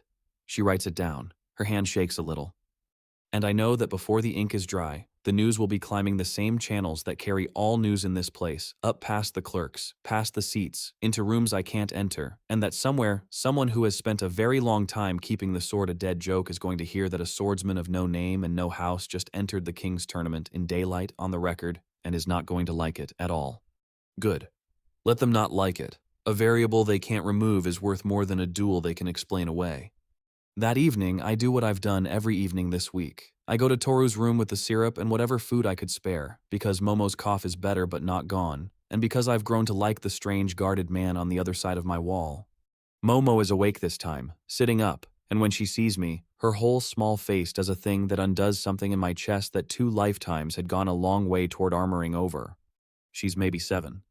Thin, too thin, with her brother's careful eyes, but none of his guardedness, yet illness has kept her small and kept her home and kept her innocent, and she looks at me like I'm the most interesting thing that's ever come through the door. "You're the sword man," she announces. "Toru says you cut a spell in half, in the air. Is that true, or is Toru lying to make me feel better?" "Toru doesn't lie," I say, and I watch Toru go strangely still by the window. "It's true. I did. Show me. There's no spell in here to cut." "Then show me the sword." She holds out both hands, imperious as a queen, and I laugh, and I draw the sword slowly and lay the flat of it across her outstretched palms the way I laid it across Izumi's the first day, and she stares down at it with enormous eyes. "It's so plain," she says, disappointed. "The mages have jewels and glowy bits. Yours is just a sword. That's the best thing about it," I tell her. "The jewels and the glowy bits do the work for the mage. This does no work at all. Everything it does, the person does. That's why it's better." She thinks about that with the total seriousness of a 7-year-old, turning it over. "So a plain thing can be better than a fancy thing," she says slowly, "if the person's the one doing the work?" "You'll be a scholar," I tell her, and she beams, and I take the sword back before she can decide to swing it. I stay an hour. I teach her a thing how to sit like a swordsman, spine stacked, hands quiet, which is really just teaching a sick child to breathe well, and she takes to it with the fierce focus of someone who's spent her whole short life being told what she can't do. Toru watches from the window the whole time and says almost nothing, and when I leave he walks me to the step. "You keep coming," he says, quietly. "Every day. You've got a tournament in 6 weeks that could change your whole life, and you spend your evenings here, teaching my sister to sit up straight." "The tournament trains itself," I say. "Momo doesn't. And I like her. And I like you, though you make it hard." I mean it lightly. His face does something that isn't light at all. "Kaide." He stops. His careful eyes are on me, and there's a war behind them I mistake, entirely, for a proud man's discomfort at being cared for. "You should be more careful who you let close. You don't know people. You think you do, you read that Cujo boy like a book, they say, but you want to see good in people. And that's a different thing from seeing them true. That'll cost you one day. It costs everyone who's got it." "Probably," I agree. "Cost me plenty already, both plenty of times. I keep deciding it's worth it." I clap his shoulder, and I feel him flinch under my hand, and I read it as the flinch of a man not used to being touched kindly, which it is, but it's also the flinch of a man measuring the exact distance from my collarbone to my heart. "Bring Momo to the tournament. I want her in the stands when Izumi cuts her first spell in front of the whole capital. It'll be a day worth remembering." "Yeah," Toru says. His voice is strange. A day worth remembering. I go up my stairs.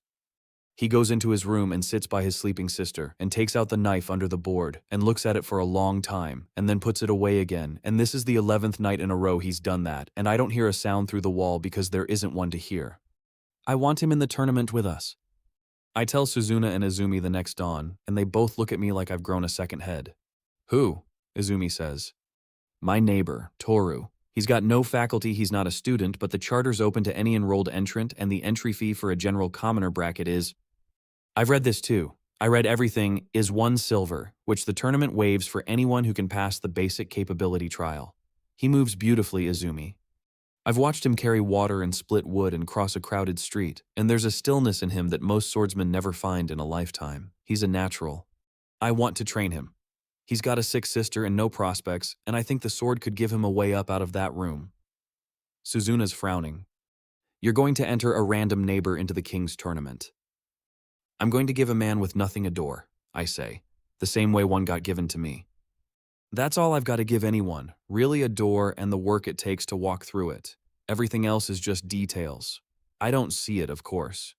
I don't see that I'm inviting my own assassin into the one place he most needs to be to finish the job close to me, trusted, expected, with a blade in his hand and a reason to be swinging it. I don't see that the handler, hearing of it, will smile his soft clerk's smile and think that the swordsman has just solved a problem for them, has walked his own killer to the perfect spot and called it kindness. I see a lonely man and his sick sister and a door. I've lived twice, and the thing that's killed me both times in the end isn't a sword or a spell. It's that I want to believe in people too much to see the knife until it's already moving. But that's still weeks away. For now, I go and knock on Toru's door in the gray dawn, and offer him a place in the tournament, and a way up, and my hand, and I watch the war behind his careful eyes tip 1 more inch toward a decision that's going to break both our hearts. Train with me, I say. 6 weeks. Let me show you what the sword is. Whatever happens after, you'll have that. And Toru, who has been ordered to kill me before that very tournament, who has a knife under a loose board and a sister whose life is the price of my death, looks at the hand I'm holding out and takes it. All right, he says. His voice barely holds.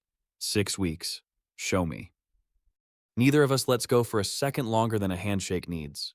Then we do, and the noose, which I tied myself and handed to him with a smile, pulls 1 loop tighter around us both. 5 weeks to the tournament, and Izumi still can't cut real magic. She can cut the wood I throw. She can cut a thrown stone, splitting it clean, which is a thing I couldn't do at her age in my first life, and she does it now 3 mornings out of 5. The inner force is there, the quiet has stopped flickering and started holding, a low steady stillness down the length of the 7th form that even the 6 sword students can feel from across the hall. By any measure, that isn't the one that matters. She's ready. The measure that matters is magic. And every time Suzuna conjures a blade of light and comes at her in earnest, Izumi freezes. It happens again this morning. Suzuna's light blade sweeps in slow, telegraphed, a gift of an attack, easy enough that Izumi should cut it in her sleep, and I watch the quiet go out of Izumi like a snuffed candle, watch her spine curl, watch the 6-year-old take the wheel, and the light blade taps her disarmed, and she stumbles back with her wooden sword loose in a nerveless hand, and that old flat despair settling over her face.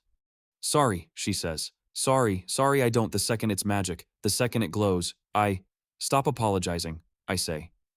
Not harshly. Tell me what happened. In your body. Not in your head. Where did it go wrong? She thinks. She's good at this now. A month ago, she'd have just called herself worthless and folded, and now she stops and actually looks. My arms went dead, she says slowly. Same as always. But it wasn't the arms went dead after. First, it was... She touches her own chest. Here, it got tight, here, like a hand closing. And then the arms. When did the hand close? When it glowed. She swallows. When it looked like them. There it is. Suzuna and I look at each other. It's not the magic. Izumi's cut a thrown stone that could crack her skull. She's not afraid of danger. She's afraid of a specific thing that magic looks like the glow of a spell in a noble child's hand, aimed at a small ashamed girl, over and over across 9 years of a childhood I'm only now starting to see the shape of. Who? I ask quietly. Who's the hand? You've got a face for it. I can see you not saying it. Izumi goes very still. Hotaru, she says, after a long moment, and the name comes out of her like a splinter finally worked loose. Hotaru Sanjo. We were children together, our houses had a connection before mine fell all the way. She used to... Her jaw works. There was a game she made up. She'd conjure a little light, just a spark, and hold it near me, and ask if I was going to cry, and if I flinched, it would sting, a little, not enough to leave a mark, never enough to leave a mark. She was careful about that. And she'd laugh, and the other children would laugh, and she'd say every time, she'd say the same thing. Izumi's voice drops to almost nothing. "Kneel, little Kagari. It's what your family's good at." And I'd flinch, and the spark would sting, and everyone would laugh, and I was 6 and 7 and 8, and every time magic glows near me, that's the hand. That's what closes. The hall is quiet. Suzuna's light blade has long since dissolved, and her face is dark with something that isn't curiosity anymore. "She's in the academy," Suzuna says flatly. "Hotaru Sanjo, second-year magic faculty. She's Kaidi. She's genuinely dangerous. Not a spoiled Kujo cousin. She's got real power, and she's mean with it in a way most of them aren't. If the bracket puts Izumi anywhere near her, then that's who Izumi cuts," I say. They both look at me. "You want to fix the thing in her chest," I say. "The hand that closes when the light glows. You can't fix that with a stranger. You can't fix it with Suzuna's kind conjured blade, because Izumi's body knows Suzuna's a friend, so the 6-year-old never fully wakes up. That's why she freezes but doesn't shatter. To unclose that hand, she has to stand in front of the exact thing that closed it, the real glow, the real cruelty, and cut it in half anyway." I look at Izumi. "I can't make that safe. I won't pretend I can, but I can make you ready. And if the bracket gives us Hotaru, we don't dodge her, we aim at her." Izumi has gone white. But underneath the white, something's set. She spent a month learning that the way through a thing is the thing. "If she's in the bracket," Izumi says, and her voice is steadier than her face, "I want her. I've been kneeling to that spark since I was 6. I'd like to stop." So we change the training. Suzuna stops being kind. It's her idea, and it costs her. She's the gentlest person in the hall by nature, and I watch it hurt her to do it. But she conjures her light blades harder now, faster and worse than that she plays the part. She holds a spark near Izumi and asks, in a bored, cruel drawl she must have heard 1,000 times in her own faculty, "Going to cry, little Kagari?" And the first time she says it, Izumi drops her sword and nearly runs, and Suzuna looks like she's going to be sick, and I make them do it again and again and again. It's ugly work. There's no clean way to do it. Some evenings Izumi ends in tears, and some evenings Suzuna does, and some evenings I sit between the two of them in the dark hall and say nothing while both of them shake, because I don't have words that would help, and I've learned that pretending you do is worse than silence. But it works, the way work works invisibly, and then all at once. In the second week of it, Izumi stops running. In the third, she stops freezing all the way. The hand still closes on her chest, but she cuts through the closing, drives the 7th form down anyway, and Suzuna's light blade comes apart on the point of a wooden sword, and Izumi stands there breathing like she's run a mile, and the 6-year-old is still in the yard, but for the first time, the swordswoman is the one holding the blade. "Again," Izumi says before I can. "Say it again. The kneeling thing. Say it again and I'll cut it again." I file that away as the moment I stopped worrying about her. Toru is a different kind of student. He learns terrifyingly fast. Faster than anyone I've ever taught, this life or the last. And at first I take it for the raw gift I saw in him, the stillness, the economy, the way he never wastes emotion. It's only in the second week that I understand it's not a gift. It's training. Toru already knows how to move. He already knows how to read distance, how to close, how to put a blade exactly where a body's soft. He's not learning the sword from nothing. He's translating, taking a killing craft he already owns and pouring it into a new shape. I don't let myself finish that thought. That's the thing about wanting to believe in people. It isn't that you don't see the evidence. It's that you see it and you assemble it into a kinder story, because the kind story is the one you can live inside. He moves like a fighter, I tell myself. Poor quarters rough. A man learns to handle himself. It's not even a lie. It's just not the whole truth, and I choose the part of it I can bear. There's a formality to settle before any of it matters, and Toru clears it in an afternoon. The general commoner bracket waives its 1 silver fee for anyone who passes a basic capability trial, a registrar's clerk watching an entrant run a few forms to prove they won't die embarrassingly on the sand. Toru walks through it like it's a stroll to the market. 6 weeks under my drills and a lifetime of moving like a man who's had to, and the clerk marks him passed before he's finished the 3rd form and waves the silver without a second look. He's an entrant now on the record, same as me and Izumi. One more loop I tie and hand him with a smile. We spar most mornings before Izumi's session. And it's good, genuinely good, the best sparring I've had in this life, because he's the only one who can push me even a little. the only one whose movements I have to actually work to read instead of reading them the way you read the time off the sun. And when we spar, I talk, the way I always talk when I teach, and I tell him things I've never told anyone. "You're guarding your left," I tell him one morning, tapping his ribs with the flat where his guard dropped. "You do it when you're thinking about something else." "Where'd you go just now?" "Nowhere," Toru says. "You went somewhere. Your left dropped and your eyes went flat." That's not a stranger's tell, Toru. That's the tell of a man having an argument with himself in his own head, and losing. I step back and lower my sword. "You've been having it for weeks. Every morning. What is it?" For one moment I feel it. I'd swear to it later. For one moment he nearly tells me. The whole thing is right there behind his careful eyes. The handler and the knife and the terms and Momo's life on a scale against mine. All of it. One sentence from being said. I've laid the door wide open. All he has to do is walk through it. "It's Momo," he says instead. Which is true. Which is the cruelest kind of lie. The kind made entirely of true things arranged to hide the truth. The physician says the cough's better, but there's something underneath it he can't name. Says he's never seen it. Says... And here Toru's voice does something real. Something that isn't a lie at all. Says there's something unusual about her. Doesn't know what. Something deeper than the weak chest she's always had, laid over the top of it. Says the syrup quiets the surface, but the deep thing keeps coming back, and he can't tell if it's a complication of the illness or something else entirely, and either way, Toru's jaw works. Either way, I lie awake trying to figure out how I'll pay for whatever it is when he finally names it.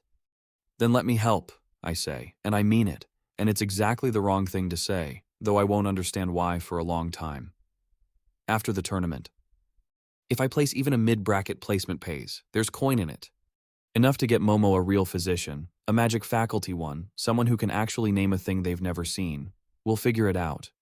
You're not alone with it anymore. That's the whole point of not being alone. The weight gets split. Toru looks at me for a long time.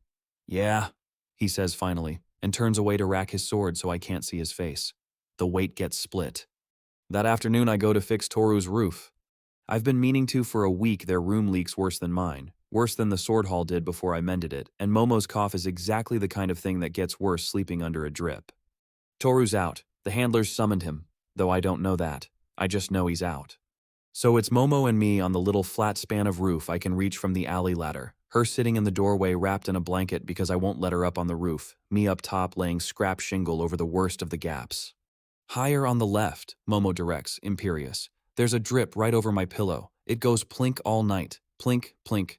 The left it is, Your Majesty." She giggles, and then she coughs, and then she settles. It's a good afternoon. The sun's out. The cough is quiet. The child is happy. And I'm doing the plain, honest work of keeping rain off a sick girl, which is the kind of work I like best because it can't be faked and it can't be argued with, and at the end of it, a thing is simply better than it was. "Big brother," Momo says, out of nowhere in the middle of me hammering a shingle flat. I stop. "What?" "That's what you are." She says it with total 7-year-old certainty, the same certainty she used to declare I'd be a scholar. "Toru's my brother, but you fix the roof and bring the syrup and teach me to sit like a sword. So you're a big brother too," I decided. A pause. "Is that all right?" "You can say no. But I already decided, so you'll have to argue with me." I sit down on the roof edge with the hammer in my hand, and I find, to my own surprise, that I can't quite speak for a moment. I have lived twice. I have been the greatest swordsman 2 worlds ever produced. And in all of it, all those years, all that mastery, I have never once had someone small and stubborn and unafraid look up at me and decide, without asking, that I belonged to them. In my first life, the sword was everything, and it left no room. In this one, I've been alone since the moment I opened my eyes in a nameless boy's body, chasing a goal, the sword reborn, someone to hand it to that's really just the same loneliness wearing a nobler coat. "That's all right," I tell her, and my voice comes out rougher than I mean it to. "You can't take it back, though. Big brother's for keeps. Those are the rules." "Good," Momo says, satisfied, and coughs and burrows deeper into her blanket. "Fix my roof, big brother. The left. It's still going plink." I fix the left. And down in the alley, come back early from the ruined shrine and the handler's soft, cruel patience, Toru stands unseen against the wall and watches his sister call a man he's been ordered to kill big brother, and watches that man's face do the thing my face is doing, and Toru puts his hand flat against the wall to hold himself up, because his legs have stopped being reliable. He can't breathe. He stands in the alley and cannot breathe, with the knife under the loose board upstairs, and the tournament 3 weeks out and every door in the world closing to a single unbearable one. I don't see him. I'm on the roof, laughing at a queen, keeping the rain off a child who's decided I'm hers. That night, the bracket is drawn. They post it in the Great Hall the next morning, an enormous chart, and half the academy crowds around it, and there's real astonishment when they find Swordsman's names on it at all, and real ugly laughter when they work out what the names mean. Suzuna reads it off to me because I can't get near the front through the crush. You're mid-bracket, you'll fight up through the general side, she reports, tracing lines. And Izumi… She stops, turns around. Her face is grim and something else, something almost like awe at how the world sometimes arranges itself. Izumi's second match. It's Hotaru. Kaide, the draw, put Izumi against Hotaru Sanjo. Izumi, beside me, goes very still. I watch the fear come up in her, the old reflexive fear, the hand closing on her chest, and I watch her do the thing she's been learning to do for 3 weeks. She lets it come. She doesn't fight it. She just breathes through it and lets the swordswoman take the blade, and when she speaks, her voice only shakes a little. Good, Izumi says, to the bracket, to Hotaru's name posted on it in a clerk's neat hand. To the whole crowd of laughing nobles who don't know they're about to watch a Kagari cut magic in front of the king. Good. I've been waiting 9 years to stop kneeling to that spark. Let's do it in front of everyone. And down the far end of the bracket, tracing my own path forward, I find where the general side and the main draw fold together in the finals, and I see whose name will meet mine if we both win through, and I feel the noose I tied with my own hands pull one loop tighter. Toru. If we both win, the finals are Toru and me, in front of the king and the whole capital, and a sick little girl who's decided I'm her big brother. I don't know yet what that means. I read it as a gift, a chance to lift my friend up on the biggest stage there is, side by side. That's the kind story, and I climb inside it, and I'm happy there, one more time, for a little while longer. The tournament runs 3 days, and Izumi's match ends the first one on a note the magic faculty can't answer. They try. That evening, in the competitors' quarters, a warren of stone rooms beneath the arena where entrants sleep between rounds, there's a lot of loud talk in violet robes about lucky draws and weak opponents, about how Hotaru had been overconfident, careless, how any serious mage would have crushed the little Kagari. It's the sound of a story being frantically rebuilt around a fact that broke it. I've heard that sound before, in the yard behind the stable, 30 witnesses wide. Now it's 10,000. The story's getting harder to rebuild. I don't sleep in the competitors' quarters. I go home to the poor quarter, because Momo has to sleep and the market woman can't keep her all night, and because I want to. Toru comes with us. He's got a second-round match tomorrow, and he moves through the celebration crowds with his sister on his shoulders and his careful eyes going everywhere. And I read it as a protective brother in a rough crowd, which it is, and not as a man watching for handlers in the press, which it also is. Izumi walks the whole way with her feet not quite touching the ground. People recognize her now. That's a new thing, a strange thing, a Kagari being recognized for something instead of despite it, and a few ordinary people in the poor quarter, tanners and dockhands, actually call out to her, "That was you, wasn't it? The girl who cut the spell, and she doesn't know what to do with it, keeps looking to me like she needs permission to be pleased." "You're allowed to like it," I tell her. "It feels like it'll be taken away," she says. "Everything good does. Some things you build so solid they can't take them," I say. This is one. 10,000 people saw it. It's in the world now. It doesn't come out. At Toru's room, I fix the last of the roof by lamplight, while Momo, who should be asleep and is far too wound up to be, recounts the match to me in exhaustive detail, complete with sound effects, most of which involve her going shunk and slicing the air with a wooden spoon. And then she went shunk and it went all pfft into nothing, and Hotaru's face went like this. Momo makes a face of such profound betrayal that I have to stop hammering. And then Izumi could have cut her head off, but she didn't. She just held it there and let her think about it, which is worse. Big brother, letting someone think about it is much worse. "You're a bloodthirsty little queen," I tell her. "I'm a strategic little queen." Momo corrects with enormous dignity and coughs, and I do notice. I'm not entirely blind that the cough has an edge to it tonight that the syrup isn't touching, a deeper wrongness under the surface one, the thing the physician said he couldn't name. But she's happy, and it's late, and I file it as a worry for after the tournament when there'll be coin and a real physician, and I finish the roof and tuck her in, and she's asleep before I've climbed down the ladder. Toru walks me to the step as he always does. "She hasn't been that happy in a year," he says quietly. "Maybe ever. The roof, the tournament, Izumi, you." He's not looking at me. "You did that." "Izumi did the match. You keep the roof over her. I just brought some syrup."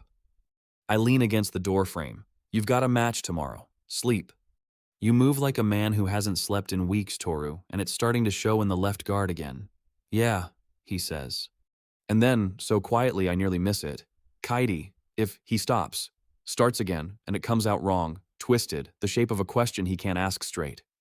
If you found out someone close to you had done a terrible thing, had been going to do a terrible thing, for a reason you might even understand if you knew it, would I what?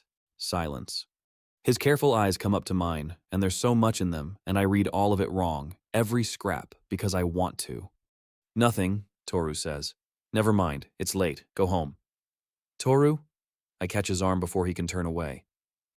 Whatever it is, and there's clearly something, you've been carrying something for 6 weeks, and I've watched you carry it, you don't have to carry it alone. I meant what I said, the weight gets split. Whatever it is, there's nothing you could tell me that would send me up those stairs and not back down them.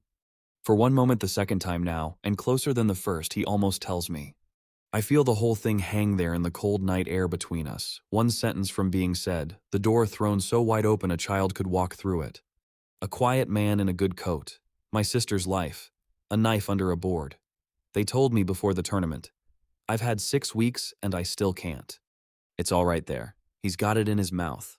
And then, upstairs, through the wall, Momo coughs that deep, wrong, edged cough twice, and settles, and Toru's face closes like a door in a wind, because the cough is the whole answer. The cough is the thing on the scale against my life, and a friend's kindness weighs nothing at all against a sister who coughs like that in the dark. There's nothing, Toru says. Go home, Kaidi.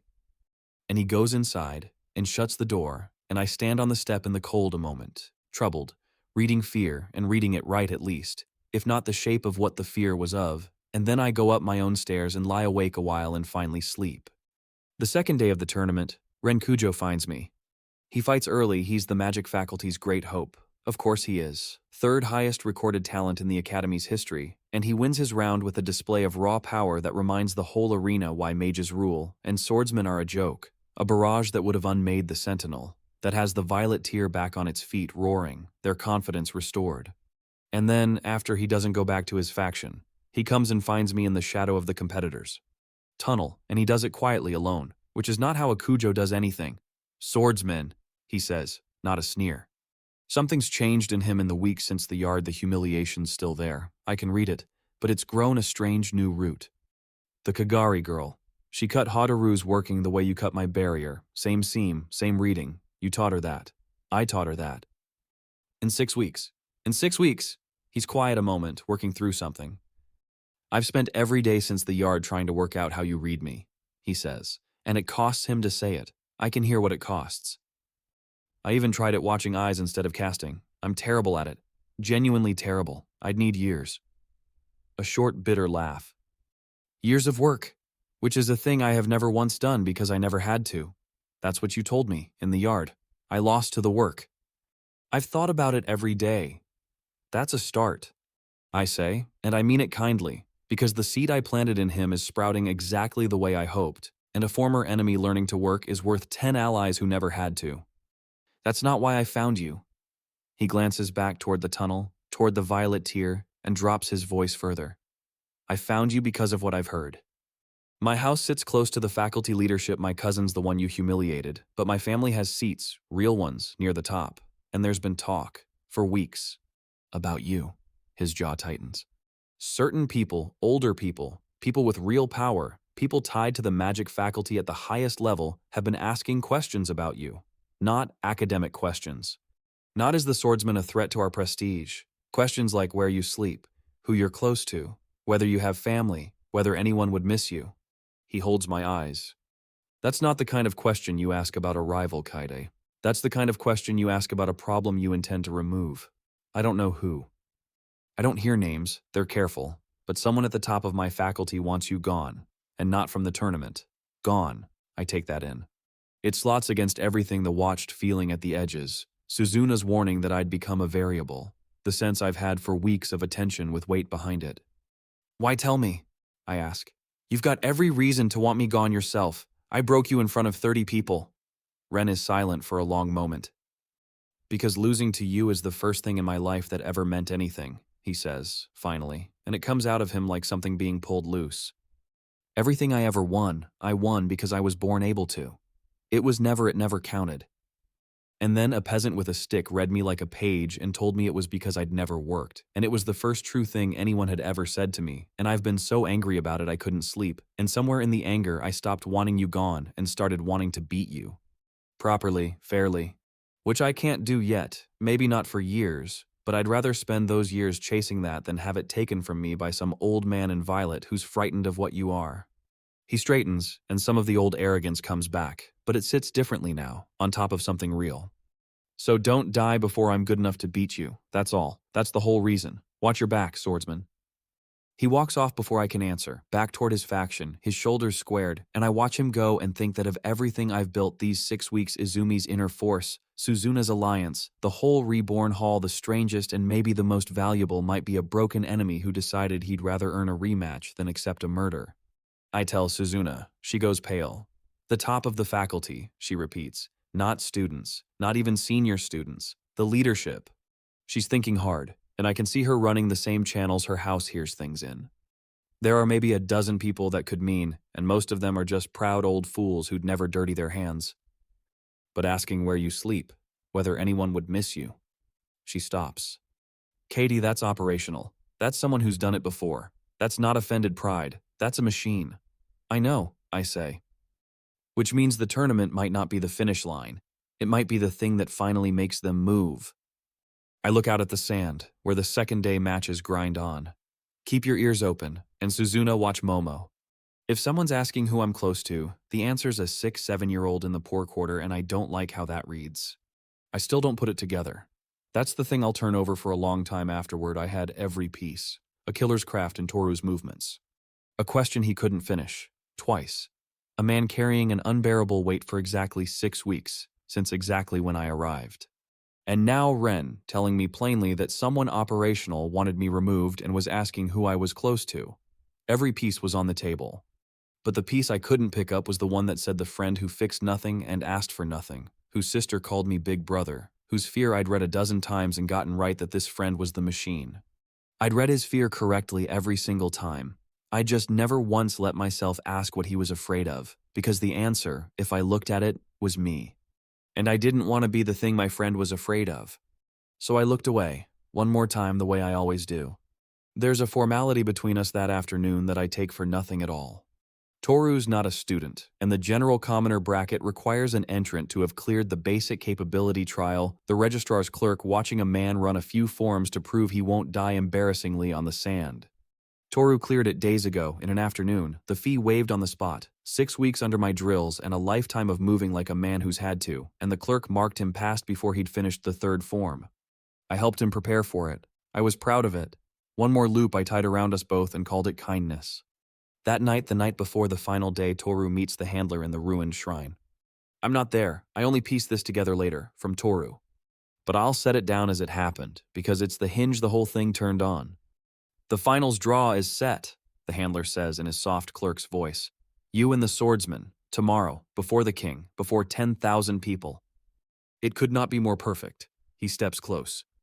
You have your blade. You have his trust. He invited you. He walks his own death to the arena and calls it friendship. It's almost too easy. In the match, there are 100 ways for a fight to turn fatal by accident, a thrust that goes too deep, a misjudged parry. In front of the crown, no one will question a tournament death. It happens. It's tragic. And it ends the swordsman, and the reborn sword dies with him, and your sister lives. A pause. This is the last conversation we have, Toru. You do it tomorrow or you don't, and if you don't, my patience is a spent line item, and the men who come to your room next will not be gentle, and they will not start with you. His voice never rises. They will start with the girl. Do you understand me? They will start with Momo, and they will make you watch, and then they will do to you what they should have done 6 weeks ago when you first went soft. Kill him tomorrow, or bury your sister the day after. And Toru, 19 years old, 11 lives on his hands, and none of them wanted, stands in the ruined shrine with the knife he'll carry into the arena, and understands, finally and completely, that there is no door left. Not the confession, a confession dooms Momo. Not fleeing dooms Momo. Not refusing dooms Momo. Worse than dooms her. There was only the friend who fixed his roof and taught his sister to sit like a sword and called him a man whose weight could be split, and there was only the sister on the other end of the scale, coughing that deep wrong cough in the dark, and one of them has to die tomorrow. And Toru has known for 6 weeks which one it has to be, and has spent every one of those days praying to a shrine even the priests abandoned that some other door would open. None does. He goes home. He sits by Momo's pallet, the way he sat every night for 6 weeks, and he watches her sleep, and near dawn she stirs and half wakes and finds him there. "Toru," she murmurs. "Is it the day? Is it Big Brother's day? Is it the finals?" "Go back to sleep," Toru says. His voice doesn't break. He's very good at that. "Yeah, it's the day." "You'll be so good," Momo says, drowsy, certain, drifting back down. "You and Big Brother, in front of the king. 2 nobodies from the poor quarter," he said. "Standing up on the biggest stage there is," she smiles with her eyes closed. "I love you, Toru, and Big Brother. I love both my brothers." And Toru sits in the gray dawn light with his sister's words in the air and the knife on the floor beside him, and for the first time in 5 years of a killer's life, he weeps silently, so as not to wake her, one hand pressed over his own mouth because tomorrow he has to murder one brother to save the other, and there is no version of the day, no version at all, where he does not lose something he cannot live without. Somewhere across the poor quarter, in another leaning room, I sleep well. It's been a good tournament. My student cut magic in front of the king. My friend is in the finals with me. Tomorrow we stand up together on the biggest stage there is. I have every piece. I sleep like a man who has none. The tournament runs 3 days, and Izumi's match ends the first one on a note the magic faculty can't answer. They try. That evening, in the competitors' quarters, a warren of stone rooms beneath the arena where entrants sleep between rounds, there's a lot of loud talk in violet robes about lucky draws and weak opponents, about how Hataru had been overconfident, careless, how any serious mage would have crushed the little Kagari. It's the sound of a story being frantically rebuilt around a fact that broke it. I've heard that sound before, in the yard behind the stable, 30 witnesses wide. Now it's 10,000. The story's getting harder to rebuild. I don't sleep in the competitors' quarters. I go home to the poor quarter, because Momo has to sleep and the market woman can't keep her all night, and because I want to. Toru comes with us. He's got a second-round match tomorrow, and he moves through the celebration crowds with his sister on his shoulders and his careful eyes going everywhere, and I read it as a protective brother in a rough crowd, which it is, and not as a man watching for handlers in the press, which it also is. Izumi walks the whole way with her feet not quite touching the ground. People recognize her now. That's a new thing, a strange thing, a Kagari being recognized for something instead of despite it, and a few ordinary people in the poor quarter, tanners and dockhands, actually call out to her, "That was you, wasn't it? The girl who cut the spell and she doesn't know what to do with it, keeps looking to me like she needs permission to be pleased." "You're allowed to like it," I tell her. "It feels like it'll be taken away," she says. "Everything good does." "Some things you build so solid they can't take them," I say. "This is one. 10,000 people saw it. It's in the world now. It doesn't come out." At Toru's room, I fix the last of the roof by lamplight while Momo, who should be asleep and is far too wound up to be, recounts the match to me in exhaustive detail, complete with sound effects, most of which involve her going shunk and slicing the air with a wooden spoon. And then she went shunk and it went all into nothing, and Hataru's face went like this. Momo makes a face of such profound betrayal that I have to stop hammering. And then Izumi could have cut her head off, but she didn't. She just held it there and let her think about it. Which is worse. Big Brother, letting someone think about it is much worse. "You're a bloodthirsty little queen," I tell her. "I'm a strategic little queen." Momo corrects with enormous dignity and coughs. And I do notice. I'm not entirely blind that the cough has an edge to it tonight that the syrup isn't touching. A deeper wrongness under the surface one. The thing the physician said he couldn't name. But she's happy, and it's late, and I file it as a worry for after the tournament, when there'll be coin and a real physician, and I finish the roof and tuck her in, and she's asleep before I've climbed down the ladder. Toru walks me to the step, as he always does. "She hasn't been that happy in a year," he says quietly. "Maybe ever. The roof, the tournament, Izumi, you." He's not looking at me. "You did that." "Izumi did the match. You keep the roof over her. I just brought some syrup." I lean against the door frame. "You've got a match tomorrow. Sleep. You move like a man who hasn't slept in weeks, Toru, and it's starting to show in the left guard again." "Yeah," he says. And then, so quietly, I nearly miss it. "Kaidi, if..." He stops, starts again, and it comes out wrong, twisted, the shape of a question he can't ask straight. If you found out someone close to you had done a terrible thing, had been going to do a terrible thing. For a reason you might even understand if you knew it, would I what? Silence. His careful eyes come up to mine, and there's so much in them, and I read all of it wrong, every scrap, because I want to. Nothing, Toru says. Never mind, it's late, go home. Toru. I catch his arm before he can turn away. Whatever it is, and there's clearly something, you've been carrying something for 6 weeks, and I've watched you carry it. You don't have to carry it alone. I meant what I said. The weight gets split, whatever it is. There's nothing you could tell me that would send me up those stairs and not back down them. For one moment, the second time now, and closer than the first, he almost tells me. I feel the whole thing hang there in the cold night air between us, one sentence from being said, the door thrown so wide open a child could walk through it. A quiet man in a good coat. My sister's life. A knife under a board. They told me before the tournament. I've had 6 weeks, and I still can't. It's all right there. He's got it in his mouth. And then, upstairs, through the wall, Momo coughs that deep, wrong, edged cough twice, and settles. And Toru's face closes like a door in a wind, because the cough is the whole answer. The cough is the thing on the scale against my life, and a friend's kindness weighs nothing at all against a sister who coughs like that in the dark. There's nothing, Toru says. Go home, Kaidi. And he goes inside and shuts the door, and I stand on the step in the cold a moment, troubled, reading fear and reading it right at least, if not the shape of what the fear was of, and then I go up my own stairs and lie awake a while and finally sleep. The second day of the tournament, Renkujo finds me. He fights early. He's the magic faculty's great hope. Of course he is. Third highest recorded talent in the Academy's history, and he wins his round with a display of raw power that reminds the whole arena why mages rule and swordsmen are a joke, a barrage that would have unmade the Sentinel, that has the violet tier back on its feet roaring, their confidence restored. And then, after, he doesn't go back to his faction. He comes and finds me in the shadow of the competitors. Tunnel, and he does it quietly, alone, which is not how a Kujo does anything. Swordsman, he says, not a sneer. Something's changed in him in the weeks since the yard. The humiliation's still there, I can read it, but it's grown a strange new root.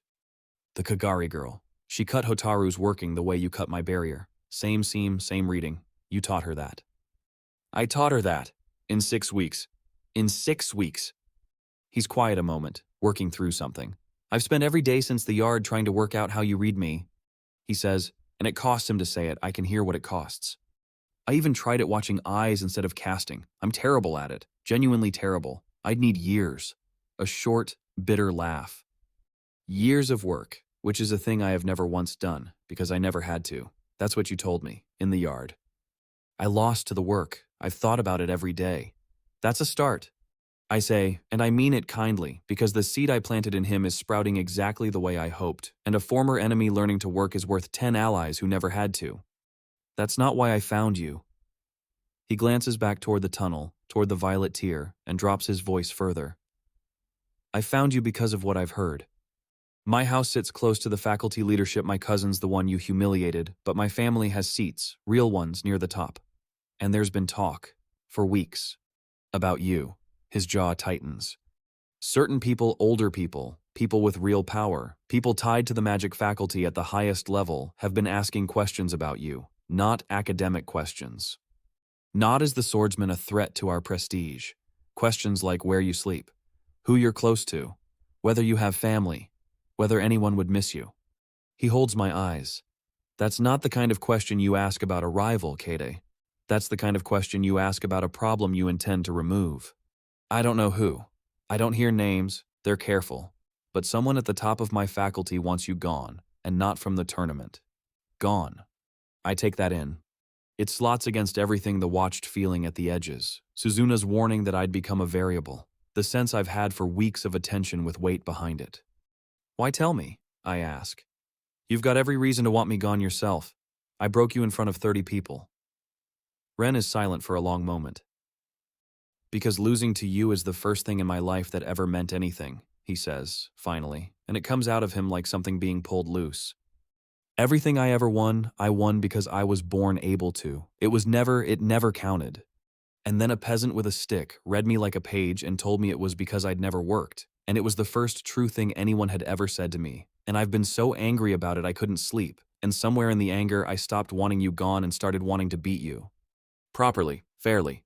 Which I can't do yet, maybe not for years, but I'd rather spend those years chasing that than have it taken from me by some old man in violet who's frightened of what you are. He straightens, and some of the old arrogance comes back, but it sits differently now, on top of something real. So don't die before I'm good enough to beat you. That's all. That's the whole reason. Watch your back, swordsman. He walks off before I can answer, back toward his faction, his shoulders squared, and I watch him go and think that of everything I've built these 6 weeks Izumi's inner force, Suzuna's alliance, the whole reborn hall, the strangest and maybe the most valuable might be a broken enemy who decided he'd rather earn a rematch than accept a murder. I tell Suzuna. She goes pale. The top of the faculty, she repeats. Not students, not even senior students. The leadership. She's thinking hard, and I can see her running the same channels her house hears things in. There are maybe a dozen people that could mean, and most of them are just proud old fools who'd never dirty their hands. But asking where you sleep, whether anyone would miss you, she stops. Kide, that's operational. That's someone who's done it before. That's not offended pride. That's a machine. I know, I say. Which means the tournament might not be the finish line. It might be the thing that finally makes them move. I look out at the sand where the second day matches grind on. Keep your ears open. And Suzuna watch Momo. If someone's asking who I'm close to, the answer's a 6-7-year-old in the poor quarter, and I don't like how that reads. I still don't put it together. That's the thing I'll turn over for a long time afterward. I had every piece. A killer's craft in Toru's movements. A question he couldn't finish, twice. A man carrying an unbearable weight for exactly 6 weeks, since exactly when I arrived. And now Ren, telling me plainly that someone operational wanted me removed and was asking who I was close to. Every piece was on the table. But the piece I couldn't pick up was the one that said the friend who fixed nothing and asked for nothing, whose sister called me big brother, whose fear I'd read a dozen times and gotten right that this friend was the machine. I'd read his fear correctly every single time. I just never once let myself ask what he was afraid of. Because the answer, if I looked at it, was me. And I didn't want to be the thing my friend was afraid of. So I looked away, one more time, the way I always do. That night, the night before the final day, Toru meets the handler in the ruined shrine. I'm not there. I only pieced this together later, from Toru. But I'll set it down as it happened, because it's the hinge the whole thing turned on. The finals draw is set, the handler says, in his soft clerk's voice. You and the swordsman, tomorrow before the king, before 10,000 people. It could not be more perfect. He steps close. You have your blade. You have his trust. He invited you. He walks his own death to the arena and calls it friendship. It's almost too easy. In the match, there are 100 ways for a fight to turn fatal by accident, a thrust that goes too deep, a misjudged parry. In front of the crown, no one will question a tournament death. It happens. It's tragic. And it ends the swordsman, and the reborn sword dies with him, and your sister lives. A pause. This is the last conversation we have, Toru. You do it tomorrow or you don't, and if you don't, my patience is a spent line item, and the men who come to your room next will not be gentle, and they will not start with you. His voice never rises. They will start with the girl. Do you understand me? They will start with Momo, and they will make you watch, and then they will do to you what they should have done 6 weeks ago when you first went soft. Kill him tomorrow, or bury your sister the day after. And Toru, 19 years old, 11 lives on his hands and none of them wanted, stands in the ruined shrine with the knife he'll carry into the arena and understands, finally and completely, that there is no door left. Not the confession a confession dooms Momo. Not fleeing dooms Momo. Not refusing dooms Momo. Worse than dooms her. There is only the friend who fixed his roof and taught his sister to sit like a sword and called him a man whose weight could be split. And there is only the sister on the other end of the scale, coughing that deep wrong cough in the dark, and one of them has to die tomorrow. And Toru has known for 6 weeks which one it has to be, and has spent every one of those days praying to a shrine even the priests abandoned that some other door would open. None does. He goes home. He sits by Momo's pallet, the way he sat every night for 6 weeks, and he watches her sleep, and near dawn she stirs and half wakes and finds him there. Toru, she murmurs. Is it the day? Is it Big Brother's day? Is it the finals?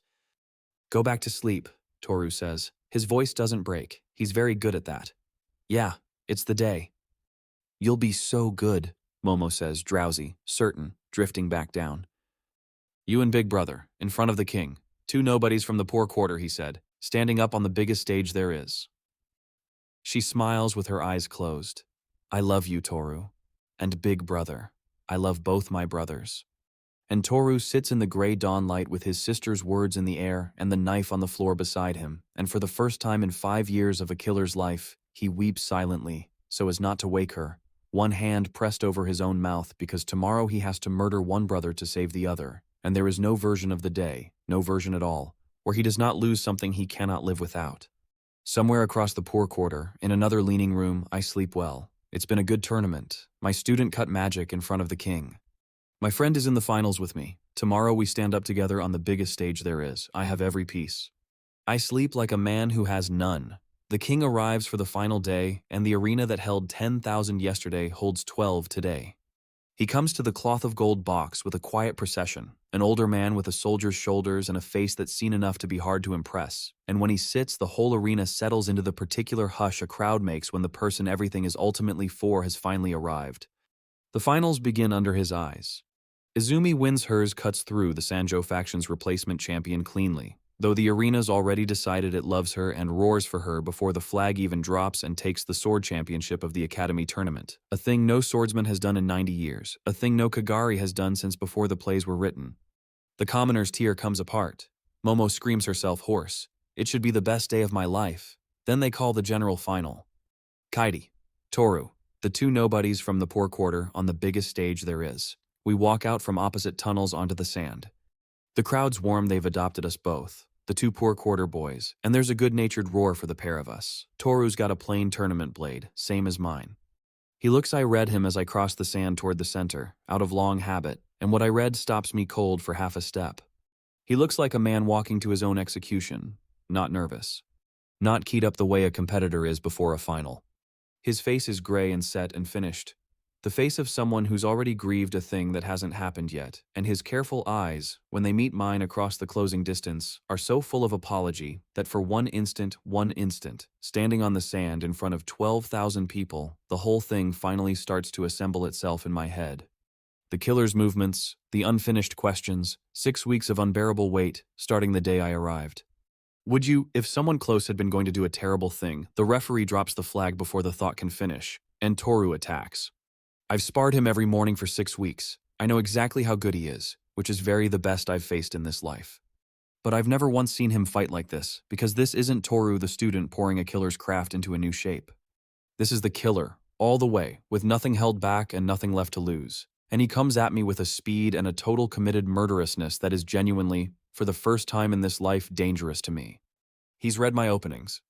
That's the horror of it. The thing that lands as I'm forced back across the sand under a barrage of strikes I have to actually work to turn. He's been measuring me for 6 weeks, in every friendly spar, cataloging exactly where my guard drops when I talk, exactly the rhythm of my breathing, exactly the half beat where I'm most committed to a step and least able to change it. He knows me the way I know everyone else. I taught him. I handed him the map to my own body over 6 weeks of dawns and called it friendship, and now he's using every inch of it, and the strikes come at the exact seams of my defense, and I am reading him and barely staying ahead of it, and the crowd, which came for a friendly bout between two poor quarter boys, has gone silent because they can feel it too. This isn't sport. This is a man trying to kill another man, in front of the king. He pours everything into one strike. I feel it build his eyes, his weight, the whole grieving finished commitment of him gathering into a single thrust aimed at the exact place my left guard drops when I've been driven back too far, the opening I've fought my whole life to close and never quite have. It's the perfect strike. It's the strike I'd throw if I wanted to end me. And he throws it with a sound that isn't a battle cry. That's the same sound Ren made when his certainty came apart, the sound of a man doing the thing he cannot bear to do, because the alternative is worse. I can't turn it. Not cleanly. He's too good and he's found the seam, so I don't turn it. I take it half-turn twist, so the thrust that would have gone through my heart goes instead through the meat of my left shoulder, a long, shallow tearing line of pain. It tears the muscle but misses the joint. My left's my offhand and I can still grip with it badly, and that's the calculation I make in the half instant I've got, because a swordsman who lives on reading knows exactly which wounds still let him fight.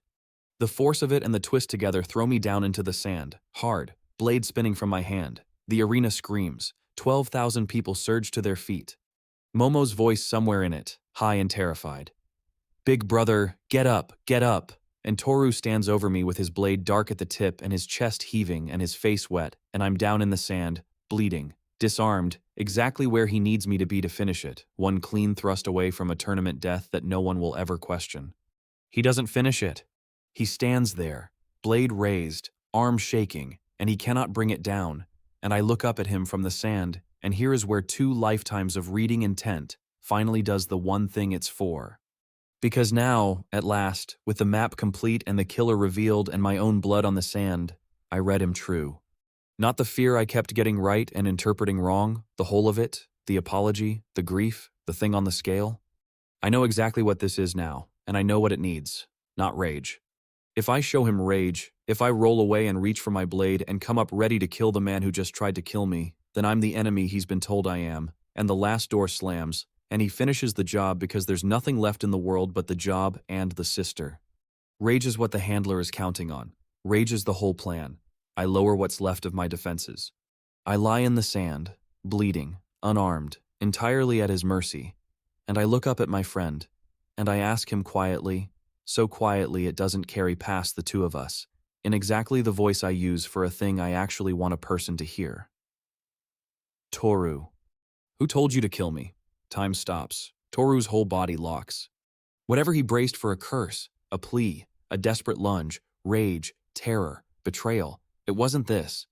It wasn't the man he's just run through lying in the sand and asking, with no anger at all, with something that sounds unbearably like concern, who put the knife in his hand. He expected an enemy. He got a friend still, even now, even bleeding, even betrayed. His arm drops half an inch. The finished gray certainty on his face cracks straight down the middle. You, his voice comes out wrecked. You knew. You knew and you still... I didn't know until you thrust, I say from the sand, holding his eyes, holding the door open with the last thing I've got. Then I knew. Toru, whoever told you to do this told you it was me or her, didn't they? They put your sister on a scale against my life and told you there wasn't a third door. His face confirms it, shatters at it. There's always a third door. Lower the blade and let's go find it. Together. That's what I've been telling you for 6 weeks. The weight gets split. Let me carry it. Lower the blade. For one long, unbearable moment, the whole arena holds its breath, and Toru stands over me with the choice of his entire ruined life balanced on the edge of a raised sword, and I watch 6 weeks of praying to an abandoned shrine come to a point, and I watch him choose. He lets the blade fall from his hand.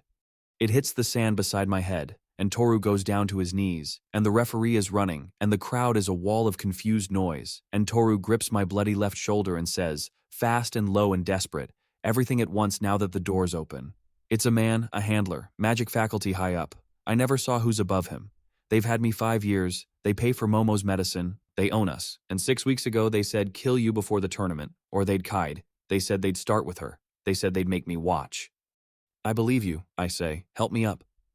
My off arms slick to the elbow and it screams when I move it, but the fingers still close, and closing is enough. Slow the shoulder, not the leg. I can still run. And that's when the plan, sensing itself unraveling, moves. I feel the shift before I see it, a wrongness at the edge of the arena in the commoners. Tier, near where Momo sits. The particular disturbance a crowd makes when something's wrong in the middle of it. Toru feels it a half second after me and his head snaps around, and we both see it at the same time. 3 men in nondescript clothes, no violet, moving through the packed commoners. Tier with the smooth economy of people who do this for a living, and one of them has Momo. Has her under one arm, small and kicking and screaming, hauling her toward a service tunnel at the arena's edge, while the crowd around them scatters in confusion, not understanding, taking it for a child being pulled from a fight. The handlers saw the plan fail, and a plan like this always has a second lever. If Toru won't kill me for Momo's sake, then they take Momo directly both to punish the failure and to force the finish, because now there's only one way Toru gets his sister back and it's over my corpse. Toru makes a sound I've never heard a human make. Momo! I'm already up. The shoulder's bad, the whole left side of me is bad and warm, and I can feel the strength leaking out of that arm with the blood, but a torn shoulder is not a leg, and I fought through worse in 2 lives, and there is a very small number of things that will put me on my feet with a hole in me, and none of them are as absolute as a screaming 7-year-old being carried into the dark. I snatch my blade from the sand with my good right hand. Toru's got his. And the two of us enemies 30 seconds ago, one of us bleeding from the other's thrust, turn and run for the service tunnel together, and there is no gap between us at all, no wariness, no held breath, because the scale that had us on opposite ends has been thrown down, and there is only one thing on it now, and we both want the same thing so badly it's the same want. Truce, I say, running, and it's almost a laugh, the grim kind. Obviously, you get your sister back, I don't die. Everybody who hurt her has a very bad afternoon. Agreed? Agreed, Toru gasps, and then, wrecked, running full out with tears streaking back off his face. Katie, I ran you through, I was going to… You put it through the shoulder, not the heart. I say, and I mean it as more than comfort, I mean it because it's true, and because I've already read exactly what that missed heart cost him. You didn't. That's the only part that counts. Save the rest for after. Left they went left. We hit the mouth of the service tunnel side by side. Behind us, the arena's dissolving into chaos, the referee shouting, guards moving, the king's box a nod of sudden urgency, and up in a private box far from the cloth of gold, a refined man in violet watches his instrument turn on his handlers and run the wrong direction. And for the first time in a very long career of removing variables, Dean Vesper feels the small, cold surprise of a machine that has done something it was not built to do. The tunnel's dark after the arena's blaze. The three men are ahead of us, moving fast, and the one with Momo is slowed by her she's fighting, biting, doing exactly the strategic bloodthirsty thing her big brother would want. And I love her so much in that moment it's a physical thing under the pain in my shoulder. The two unburdened men peel off and turn to face us, blades out, buying time for the third to carry Momo deeper.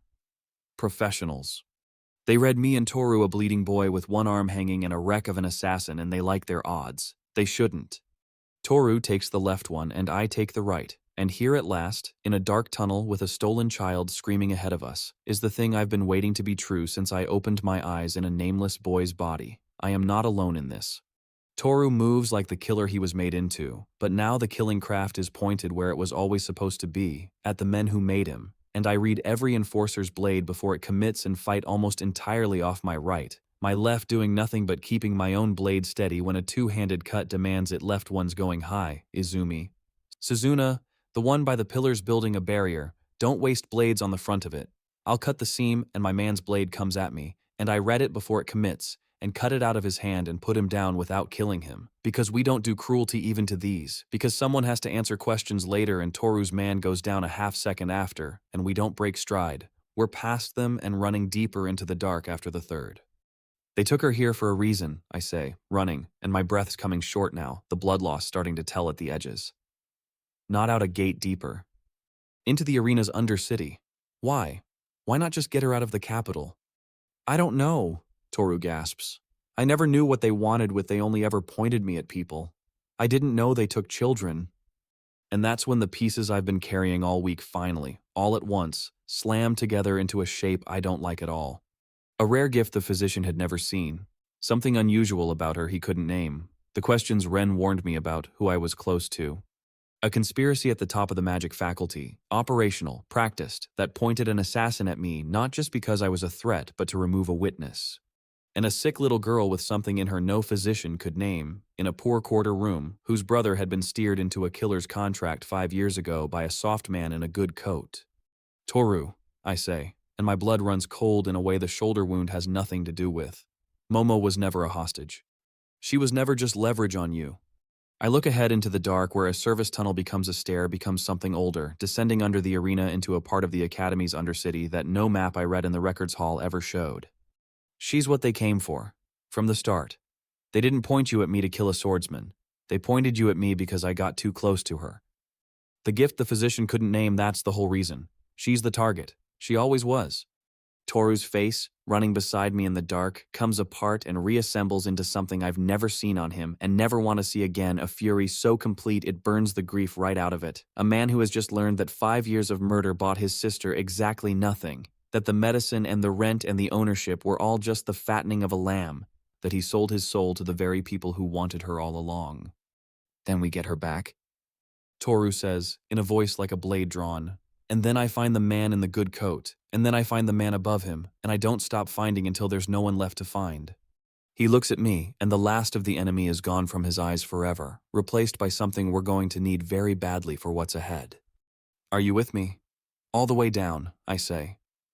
My left arm's near useless now, and the warmth spread to my hip, and I know, in the cold professional part of me that has bled in 2 lives, that I've got a certain number of hours in me before this catches up, and that the child screaming ahead of us doesn't have that many. Run. And we plunged together down the old stair into the dark under the arena, 2 poor quarter boys who were meant to kill each other, side by side now, toward the shape of the darkness that my rising has finally, at last, dragged up into the light. The stair goes down farther than an arena has any right to sit on top of. I count the turns out of habit 12 landings, each older than the last, the good tournament masonry giving way to something centuries deeper, until the walls are the raw foundation stone the whole capital was built on, and the air goes cold and still and wrong. There's light down here, though, not torchlight. A steady blue-white glow that I know, that Toru doesn't, that makes the hair on my arms stand up because I've spent a life learning what that particular glow means. Magic. A great deal of it, sustained, industrial, humming in the walls. We catch the third man at the bottom, because a man carrying a fighting 7-year-old can't outrun 2 men who aren't carrying anything. He hears us coming and turns in a doorway with Momo under one arm and a spell already gathering in his free hand, and Toru is on him before he can cast not with the blade, with his whole body, a tackle that drives them both into the doorframe, and Momo tumbles free and I catch her one-armed against my good side and spin her behind me. And Toru and the man go down in a tangle, and it's over fast and it's ugly, and the man doesn't get up. "Big brother," Momo sobs into my ribs. "Big brother, they took me. They just took me. I bit one. I bit him really hard." "You did perfect," I tell her, and I mean it, and my voice isn't entirely steady. "Strategic little queen. Toru's already there, on his knees, gathering her up, checking her over with shaking hands. And for a moment the 3 of us are just a knot of relief in a cold stone doorway, and I let it last exactly as long as it can, which isn't long, because the doorway opens onto something that empties the relief right out of me. It's a hall, long and low and old, lit by that steady blue-white glow, and the glow comes from cells, a row of them down one wall, iron-barred, and behind the bars, children. I count. I can't help it. 11. 11 children, none older than 10, in various states of a terrible sameness, thin, pale, dull-eyed, and each of them wired into the wall behind them by a working I've never seen. A lattice of blue-white lines that run from small bodies into the stone and away, humming, drawing. The children are the source of the glow. The children are the source of the humming in the walls. They're being drained slowly, carefully, kept alive because a living source lasts longer than a dead one. Their magic pulled out of them drop by drop and channeled off somewhere through the foundation of the capital itself. Living batteries. That's the phrase that comes to me, cold and exact. Someone has turned gifted children into living batteries and has done it here, under the academy, under the arena, under the whole shining edifice of magic's supremacy, for I look at the age of the stone, the wear on the iron, the practiced order of the setup for a very long time. Decades. This is not new. This has been running for decades, under everyone's feet, hidden behind the prestige of the greatest academy in the kingdom. Momo has gone very still against me. She's staring at the cells, at the wired children, and I feel her small body understand, before I can stop it, exactly what she's looking at, and exactly what she was almost added to. "That's what they wanted me for," she whispers. "The thing the physician couldn't name. I'm the same as them. I've got the thing. That's why they..." She looks up at me with enormous, terrified eyes. "That's why they've owned Toru for 5 years. It was never about Toru at all, it was me. They were waiting for me to be old enough. They fattened us up like..." "Don't," I say. "Don't finish it. You're not in a cell. You're never going to be in a cell. Look at me. You've got 2 brothers and neither of us is going to let it happen." I look at Toru over her head and his face is a thing I'll never forget, and I say the only thing there is to say. We get them out, all of them. And then we find who's above the man in the good coat, because a thing this old and this big doesn't run on a handler.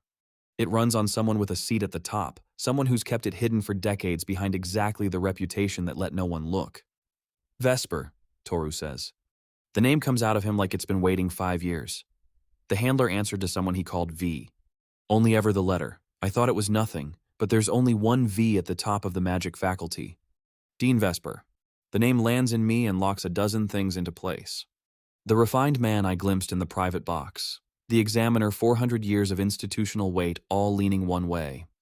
The one person in the whole academy with the standing to keep a thing like this buried and the reach to make an assassin's contract, and the arrogance I can feel it in the very design of this place, the calm industrial certainty of it to look at a child and see a battery.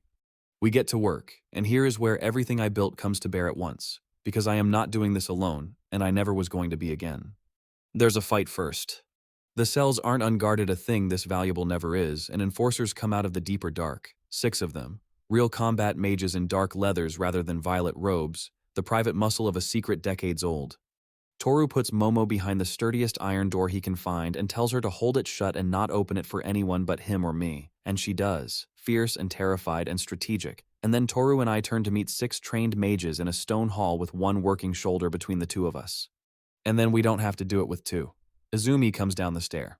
She comes down at a dead run with her plain tournament blade drawn and Suzuna at her heels because of course they came. Because Suzuna saw me and Toru bolt into a service tunnel from the arena floor and grabbed Izumi and followed, because that's what I built. A hall of people who run toward instead of away, and Izumi hits the enforcer's flank without breaking stride, and the quiet is on her blade, that low-held spell-cutting stillness, and the first enforcer's working comes apart on her edge before he understands what she is. Suzuna comes into the hall behind her and raises both hands and conjures, and it's not a single blade of light now. It's the full inheritance of her house, the working her grandmother could do, and her line has hidden for 4 centuries out of shame, a dozen blades of blue-white light spinning into being around her and flying. And the enforcers who came expecting a bleeding boy and a broken assassin find themselves in a hall with a Kagari who cuts magic and a Yamashiro who wields the last living proof that the 2 arts were always meant to stand together. The 4 of us take the hall.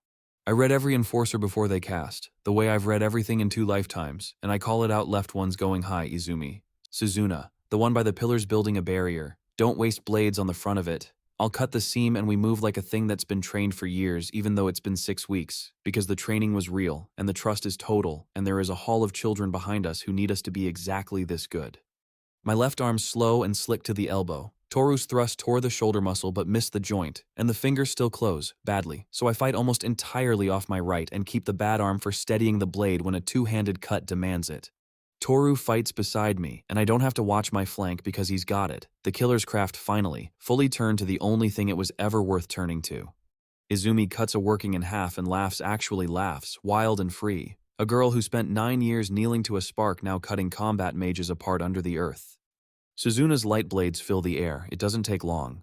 6 trained enforcers, and it doesn't take long, because we are better than they are, and because being better together is a multiplication and not an addition, and I feel under the pain and the fear and the horror of the cells, a thing I have not felt in 2 lifetimes of fighting.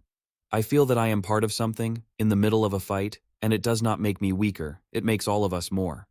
The last enforcer goes down. The hall goes quiet but for the humming of the drained children and Momo's small voice from behind the iron door asking if it's safe.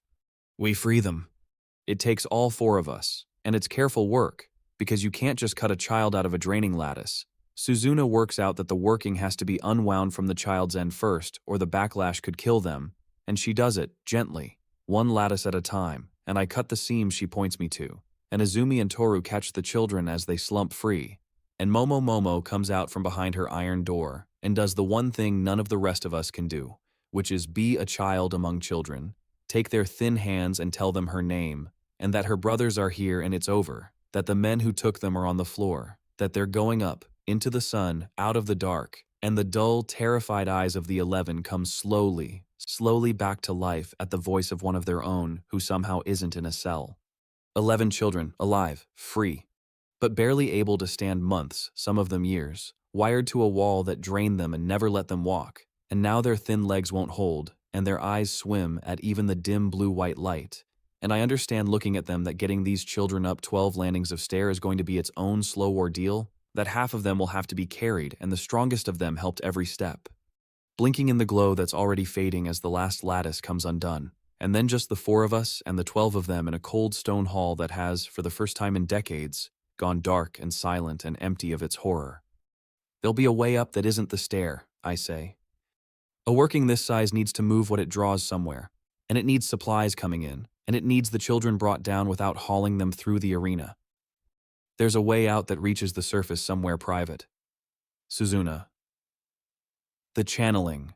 she says, already tracing the fading lines in the stone with her eyes. It all runs one direction, deeper, and then that way. She points down the hall, to where it doesn't end at a wall but at another doorway, another descent, into a part of the Undercity even older and even more wrong. Whatever they were channeling all this power to, it's down there, and so's whoever's still down here to guard it. Because that's the thing I've felt since the bottom of the stair and haven't said. We took the handlers who grabbed Momo, we took 6 enforcers. But a decades-old operation drawing the magic of stolen children through the foundations of the capital does not run on 9 men. And the man at the top of it, the man with the seat, the reputation, the arrogance built into these very stones watched his plan fail in the arena above and had time, plenty of time, to come down to the one place he's spent decades making sure no one would ever look, to protect the thing he's spent a career building. Take the children up, I tell Suzuna. You know the workings, you can undo any trap on the way, and you're the only one of us who can keep 11 half-starved kids moving in the dark. Conjure them steps to lean on if you have to. Carry the smallest, and the moment you break the surface, the king's guard will be there. Put the ones who can't walk in the soldiers' arms. Get them to the king, he's right above us, in the box, with his whole court, and there is no better witness in the kingdom to what's under his own arena than the man himself. Show him the children, show him the cells. This ends today, or it doesn't end at all, and the only way it ends is if the crown sees it with its own eyes before anyone can bury it again. Suzuna hesitates. She wants to come deeper, wants to be there for whatever's at the bottom, and then she looks at 11 blinking freed children who can barely stand, and she understands that carrying them into the light is not the lesser job, it's the whole reason for the rest of it, and she nods. Momo goes up with you, Toru says. It's not a request. And Momo, who bit a man and held an iron door and brought 11 dead-eyed children back to life with her own name, plants her feet and says, no. I'm going up with the others and I'm telling the king myself, because I'm the one they wanted and I'm the one who knows what it feels like, and a king should hear it from someone it almost happened to. She's shaking. She's 7. She's the bravest person in the hall. You two go down and get the man in the good coat and whoever's above him. I'll do my part. I'm a strategic little queen. You said so. Toru looks at me. There are tears on his face again, but they're different tears now. She said so. I agree. And something in my chest that's been clenched for 6 weeks lets go. Go, your majesty. Tell the king everything. Suzuna up, slow as you have to. Don't lose one of them on the stair. Toru and I go down. Suzuna gathers the children, and Momo takes the smallest one's hand, and they start up the long stair toward the light. Slow, painfully slow. Suzuna spinning a rail of conjured light along the wall for the ones whose legs shake, the strongest children leaning on her and each other, and the smallest ones already too spent to climb, and Izumi, I'm coming down. Izumi says. I start to argue. She cuts me off, and there's the quiet in her voice now, the same stillness that lives in her blade. I cut Haruo in front of the king because you told me the way through a thing is the thing. There's a man down there who's the reason a whole machine exists to turn children like Momo into batteries, and behind him 400 years of everyone deciding the sword was a joke, so no one would ever look too hard at what magic was doing in the dark. That's my fight. That's the whole Kagari fight going back to a yard 400 years ago. She sets her feet. I'm not going up. I'm going down, with you, all the way down. And I look at her, the flinching girl who expected me to quit within a week, who couldn't say her own name without armoring first, now standing in the dark under the earth, choosing to walk toward the worst thing in the kingdom, and I don't argue, because arguing would be an insult to everything she's earned. All the way down, I say. So Suzuna and Momo and 11 freed children climb slowly up toward the king and the light and the end of a decades-old lie. And I turn, with Toru on one side and Izumi on the other and a hole in my off-shoulder and no fear left anywhere in me, toward the deeper doorway and the older dark and the man who's waited there through everything, and we go down, the 3 of us, together toward Dean Vesper, and toward the thing at the very bottom of the academy that his whole gilded world was built to keep hidden. The deeper doorway opens onto a chamber that shouldn't exist. It's a vault, round and vast, carved from the bedrock the whole capital sits on, and it's older than the academy above it by centuries, older than the Age of Blades maybe. Its walls covered in a working so dense and so old that it stopped looking like magic and started looking like geology, a lattice of blue-white lines fused into the very stone. This is where the children's stolen power went. All of it. Decades of it channeled down here and poured into this, a reservoir, a battery the size of a building, humming with a power that presses against my teeth from across the room. And in the center of it, Waiting, calm, hands folded, in the deep violet of a faculty dean, stands Vesper. He's exactly what I glimpsed in the private box, refined, unhurried, a man who has never once in his life had to raise his voice because the world has always leaned to hear him. He looks at the three of us come down out of the dark, and he does not reach for a weapon, and he does not call for guards because there are no more guards, and because a man like Vesper does not believe he needs them. "The swordsman," he says. His voice is warm. That's the worst thing about it. "Katie with no name.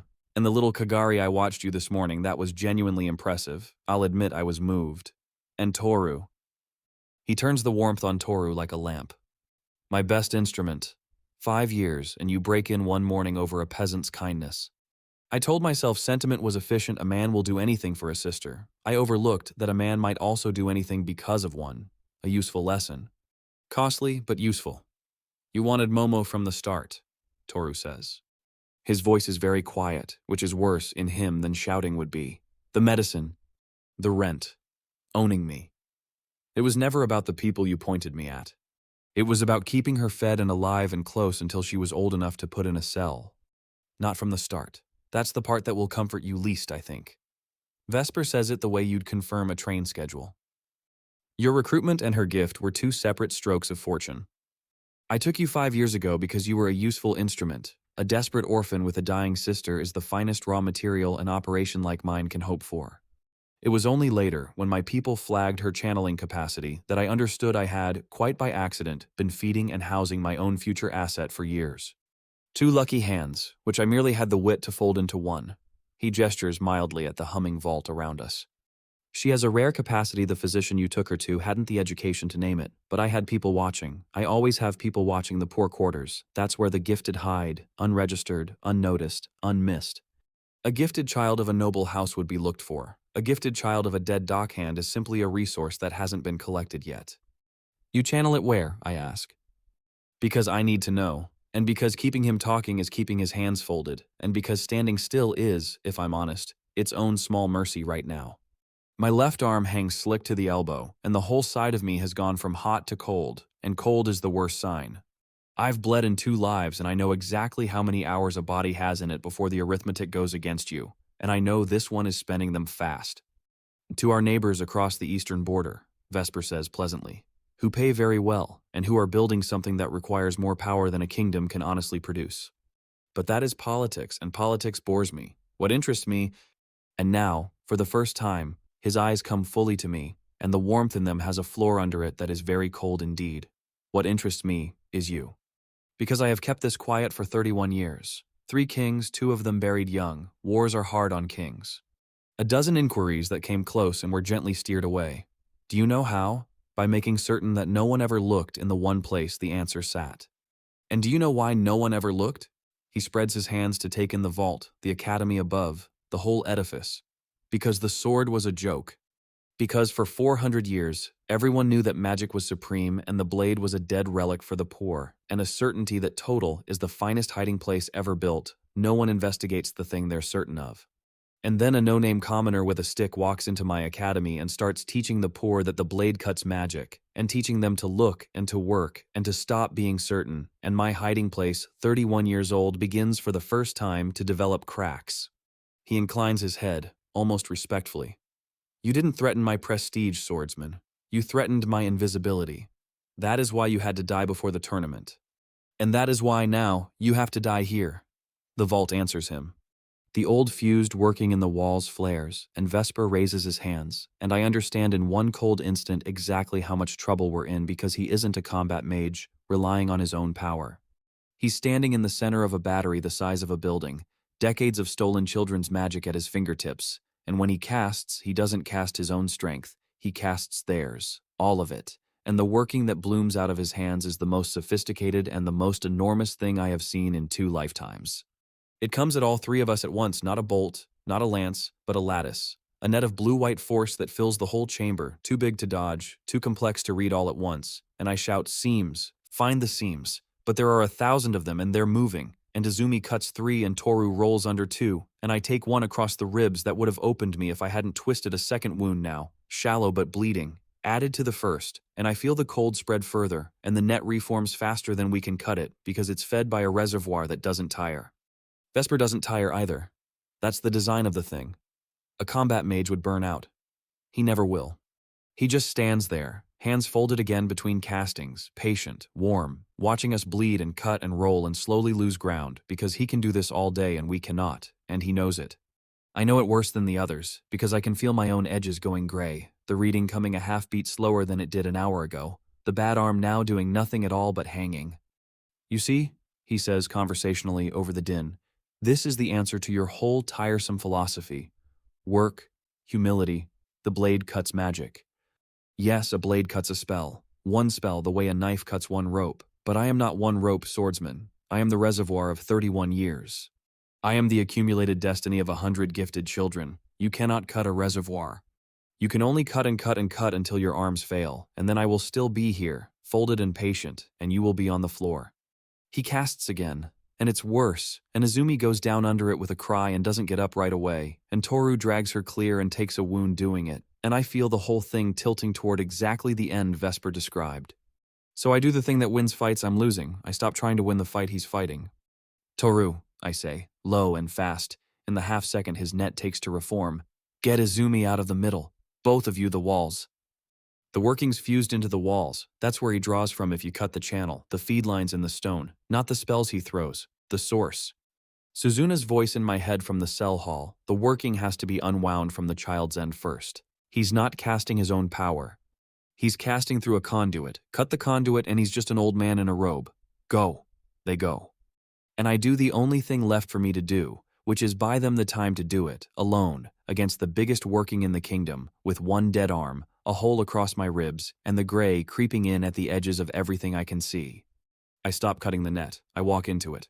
Here's the thing Vesper doesn't understand. The thing 400 years of certainty made him unable to understand. The thing I have spent 2 lifetimes learning, and he has spent 31 years forgetting he never learned. The net is enormous. The reservoir is bottomless, but Vesper is one man. And every working, no matter how vast, no matter how fed, has to be aimed, and aiming is a decision, and a decision happens in a person. And a person, always, without exception, in 2 lifetimes, tells you first. I stop trying to read 1,000 moving seams. I read him, his eyes, his hands. The half instant before each casting when he decides where the net will thicken, where the force will focus, where he means to catch me. The reservoir is infinite, but his attention is not. He can only truly aim the killing weight of it at one place at a time, and that place, always, is telegraphed by the man doing the aiming, and I am no longer dodging the net. I am dodging the part of the net Vesper means to matter, which is the only part that can actually hurt me. And I read it off him the way I read the Sentinel, the way I read Ren, the way I read Toru, the way I have read every intention that ever tried to end me. I am slower than I've ever been. It is very nearly not enough. It is only enough because reading is the last thing to leave a swordsman, the thing that survives even the blood. I walk toward him through a storm of blue-white force that fills the entire chamber, and I am never quite in the place he aims it, because I am moving before he finishes aiming, and I close the distance the way I closed it on Ren in a dirt yard a lifetime ago, except each step costs me now, and I can feel exactly how few of them I have left in me. Stand still, Vesper says, and it's the first time his voice has lost its warmth, and I hear in it the same crack I heard in Ren, the sound of a man's total certainty meeting a thing it cannot answer.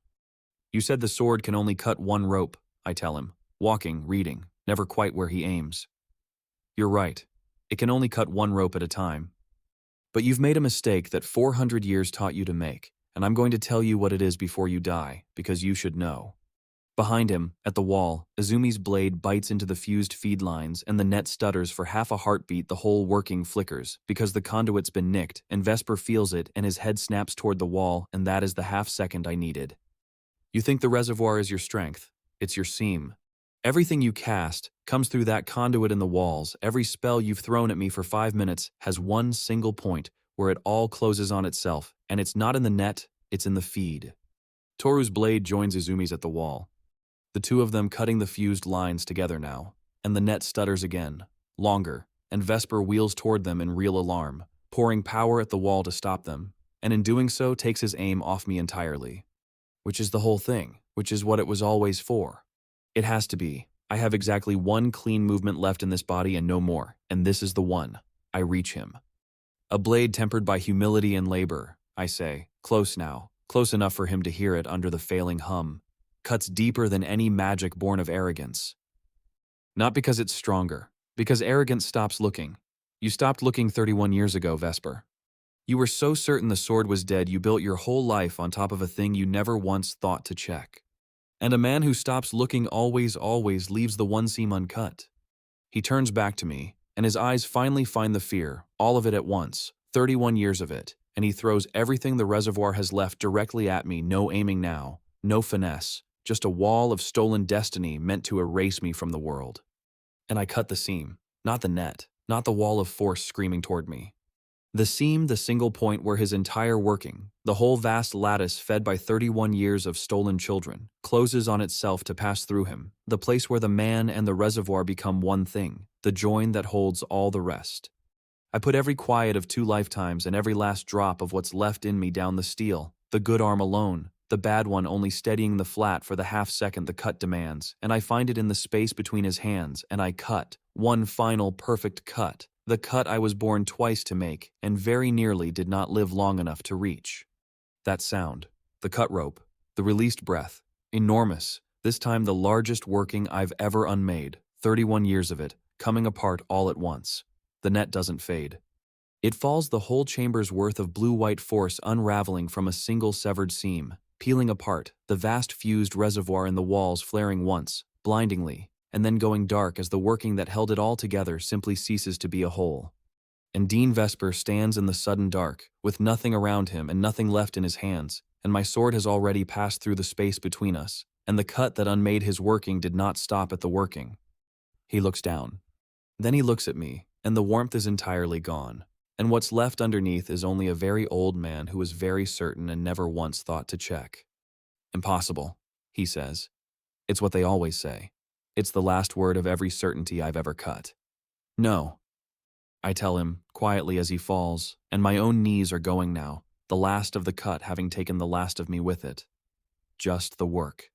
It only looks like a miracle because everyone stopped doing it a long time ago. He goes down, and the vault goes dark and silent. The humming that has run under the academy for 31 years stopping all at once, the fused lattice in the walls dead and cold, the reservoir empty, the machine that turned children into batteries broken at its root. For a moment there's only the dark, and the 3 of us breathing hard in it, and the drip of my blood on ancient stone.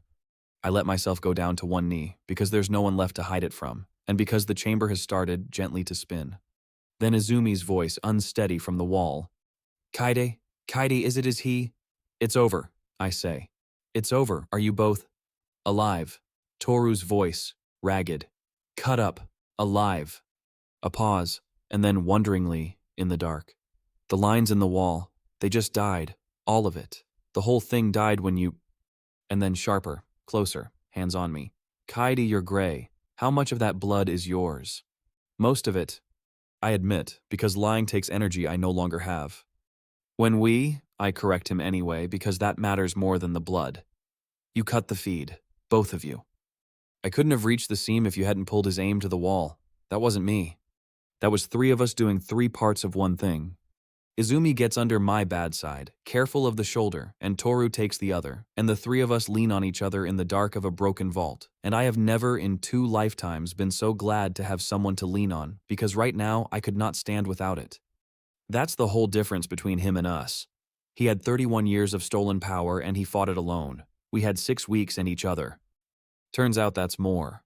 Above us, far above, up through 12 landings of stair, up in the light of a cloth of gold box in front of 12,000 people, a Yamashiro and a strategic little queen and 11 freed children are, at this exact moment, standing in front of the king of Valdren, and the king is looking at the cells and the lattice marks on small bodies and the truth of what has run under his own arena for 31 years, and his soldier's face is going very, very hard. The machine is broken. The children are in the light. The man who was certain is dead in the dark. And 3 poor quarter nobodies with a plain blade and a hidden inheritance and a killer's craft finally turned right stand together in the ruin of it, holding each other up, one of them barely holding at all, and start, slowly, painfully, a step at a time to climb back toward the sun. We come up out of the dark into a changed kingdom. 12 landings, leaning on each other, my shoulder and ribs stiffening as the fight fever drains and the real pain arrives, and I make Izumi stop twice because she's hurt worse than she'll admit. and I make Toru stop once, because he is too, and none of us wants to be the one who says stop, so I say it for all three of us. There's no shame in a body that's bled asking for a moment. That's a lesson I've had 2 lives to learn. The arena when we reach it is not the arena we left.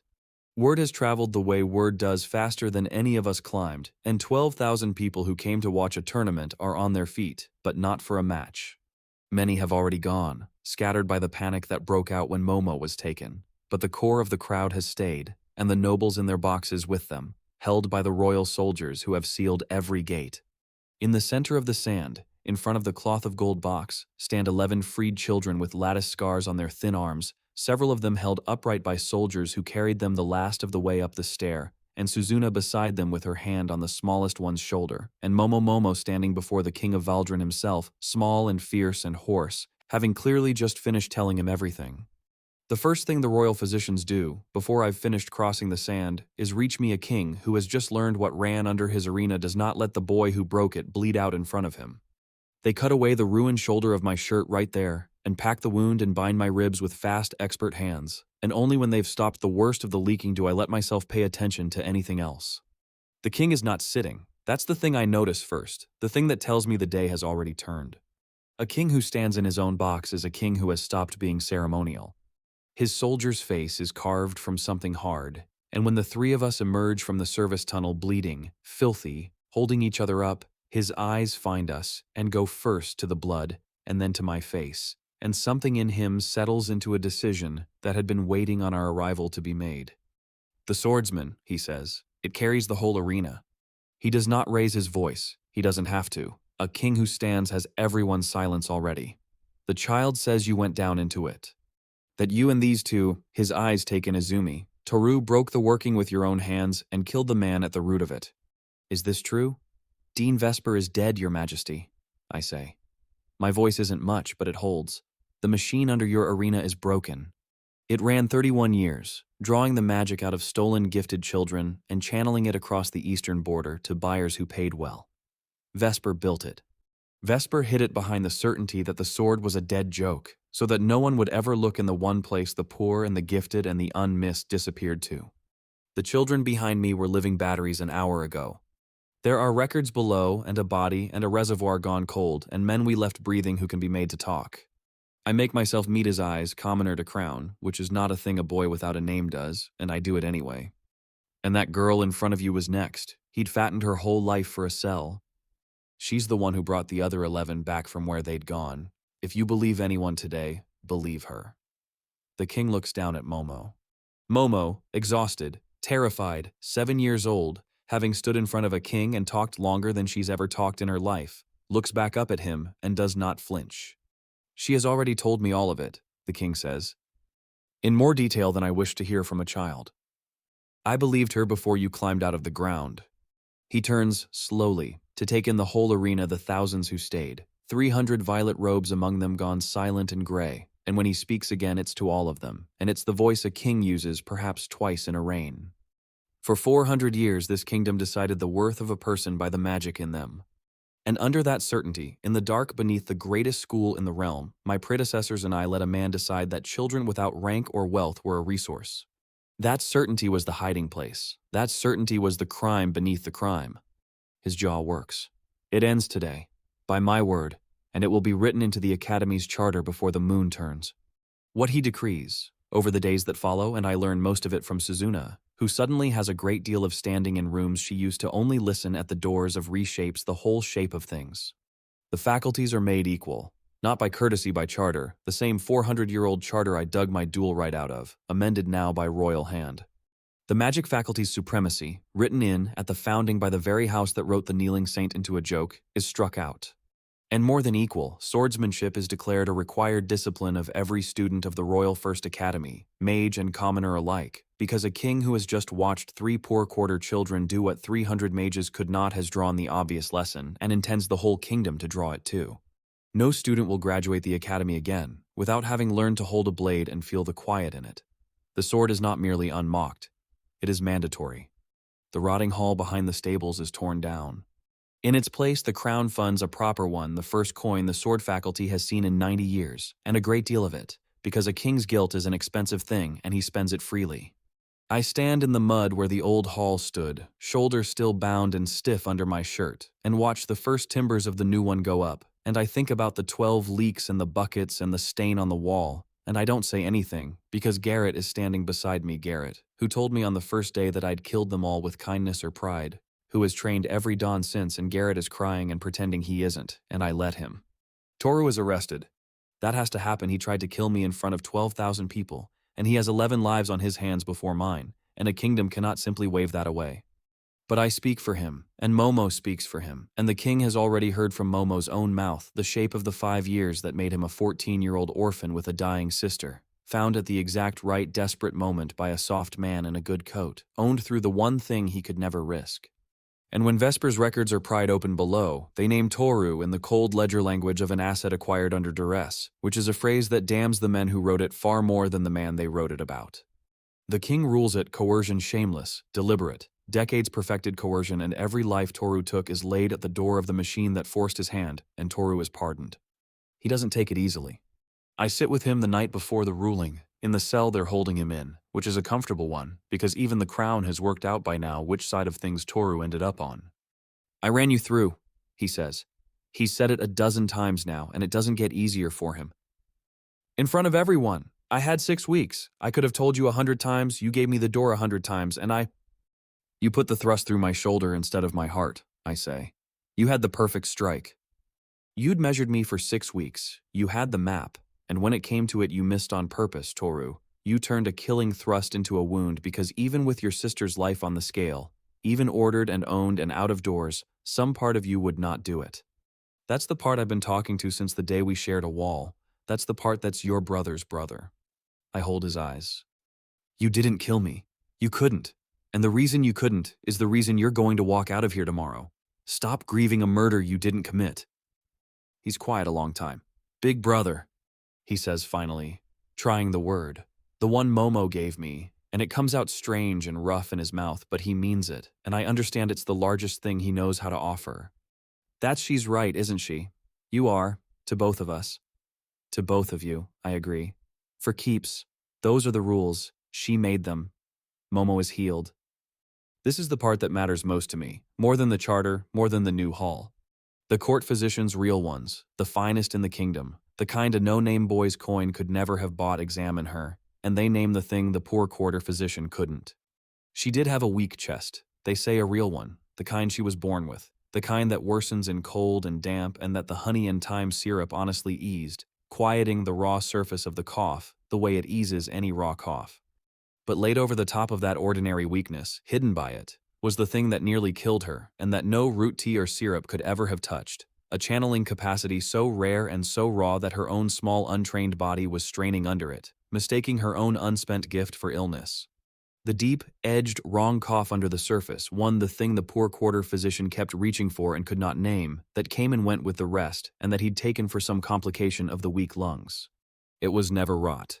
It was power with nowhere to go, pressing up through a sick child's chest, and it's the exact thing that made her Vesper's target the cruelest irony of the whole cruel business, that the gift meant to make her a battery was also slowly killing her, and only being taught to use it could set her right.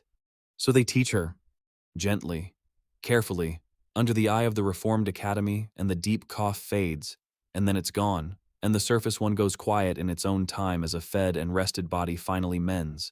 And Momo, for the first time in her short life, breathes clean and sleeps a whole night through and runs, actually runs, across the muddy yard where the new hall is going up, shrieking with the sheer novelty of a body that finally works. Izumi takes her under her wing. That surprises me, and it shouldn't have. Izumi, who spent 9 years being the child no one protected, appoints herself Momo's guardian with a fierceness that brooks no argument, teaches her the 7th form on a child-sized wooden sword, sits with her through the long evenings while Momo learns to hold the power that nearly killed her, and I watch the two of them, the girl who wouldn't kneel and the queen who wouldn't be a battery. And I understand that Izumi is guarding the childhood she never got by making sure Momo keeps hers. The academy takes formal guardianship of Momo. Izumi takes the real kind. The rest arranges itself over the weeks, in ways I could not have planned and would not have dared to hope. Ren Kujo takes up the sword. Publicly, that's the point of it. He does it in the open, the third highest recorded talent in the Academy's history, walking down the muddy path to the new hall in front of everyone and asking, formally, to be trained by the Swordsman. He's terrible at first, exactly as he warned me, a lifetime of never working shows in every clumsy dawn, and he stays anyway. Because a broken enemy who chose to earn a rematch is the most stubborn kind of student there is, and I think he'll be worth the trouble in a few years, and I find I'm looking forward to the trouble. Hotaru Sanjo is gone from the academy, not punished. Exactly, she was cruel, not criminal, and cruelty isn't a crime the charter reaches. But the day the whole arena watched a Kagari cut her greatest working in half and choose not to kill her, the day the crowd rose for Izumi and went silent for Hotaru, something broke in the little tyrant that all her power couldn't mend, and she withdrew and did not come back. And Izumi, who spent 9 years kneeling to her spark, feels she tells me nothing much about it at all, which is the truest kind of freedom there is. The hand that closed on her chest didn't just open. It let go of the person whose hand it was, and Suzuna Yamashiro forges a sword. She does it with her own hands over 3 weeks, in a proper forge with proper steel, and she tells me, a little defiant, a little proud, that her house has a working for this too, an old one, blade tempering, allied to the conjuration, another piece of the 400-year-old marriage of magic and steel that her line kept alive out of stubborn, shameless love. She pours it into the steel as she works it, and the blade she makes is not for herself. It's for Izumi. A Kagari blade, the first true one in 400 years, since the kneeling saint threw down his sword to save a row of children he didn't know. Suzuna forges it and tempers it with a Yamashiro working and lays a mark in the steel that is the old alliance mark, mage and swordsman together, the thing her house was laughed out of relevance for remembering. And she presents it to Izumi in the new hall in front of everyone, and Izumi holds it, and I watch a girl who could not say her own name without armoring first hold a sword made for her by a mage's hands, bearing her clan's mark, and understand at last, all the way down, that the name Kagari is not a wound anymore.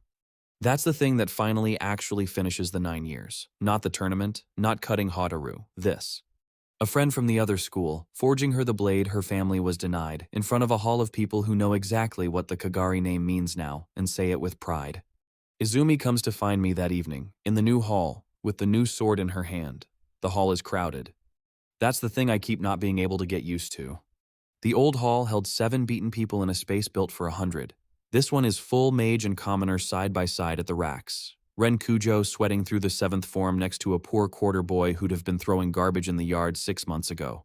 Momo drilling in the corner with her child's wooden sword. The whole thing loud and alive and training, together, for the first time in 400 years. Izumi stops in front of me. She's not the girl who flinched at the shutter. She stands straight, sword in hand, and looks me in the eye. The name Kagari, she says, is never going to be spoken with contempt again. Not by anyone. Not for as long as the name lasts. I wanted you to hear me say it out loud, so it's real. Her voice doesn't shake at all. You told me that the first day in the garbage on the floor. You said you'd make it mine again, feared, respected, spoken with pride, all of it after. Well, she lifts the blade Suzuna made her, just slightly, so the alliance mark catches the light. It's after. And I look around the crowded hall at Toru, pardoned, laughing about something with Garrett, at Suzuna, showing a mage how to feel the quiet in a real blade, at Momo, running the 7th form with fierce concentration and a body that finally works, at Ren, terrible and stubborn and staying, at Izumi, standing straight in front of me with her clan's honor forged into steel in her hand, and I have to look at the floor for a moment, because 2 lifetimes is a long time to be alone in a thing, and I am not anymore alone in it. It's after, I agree when I can. It's after.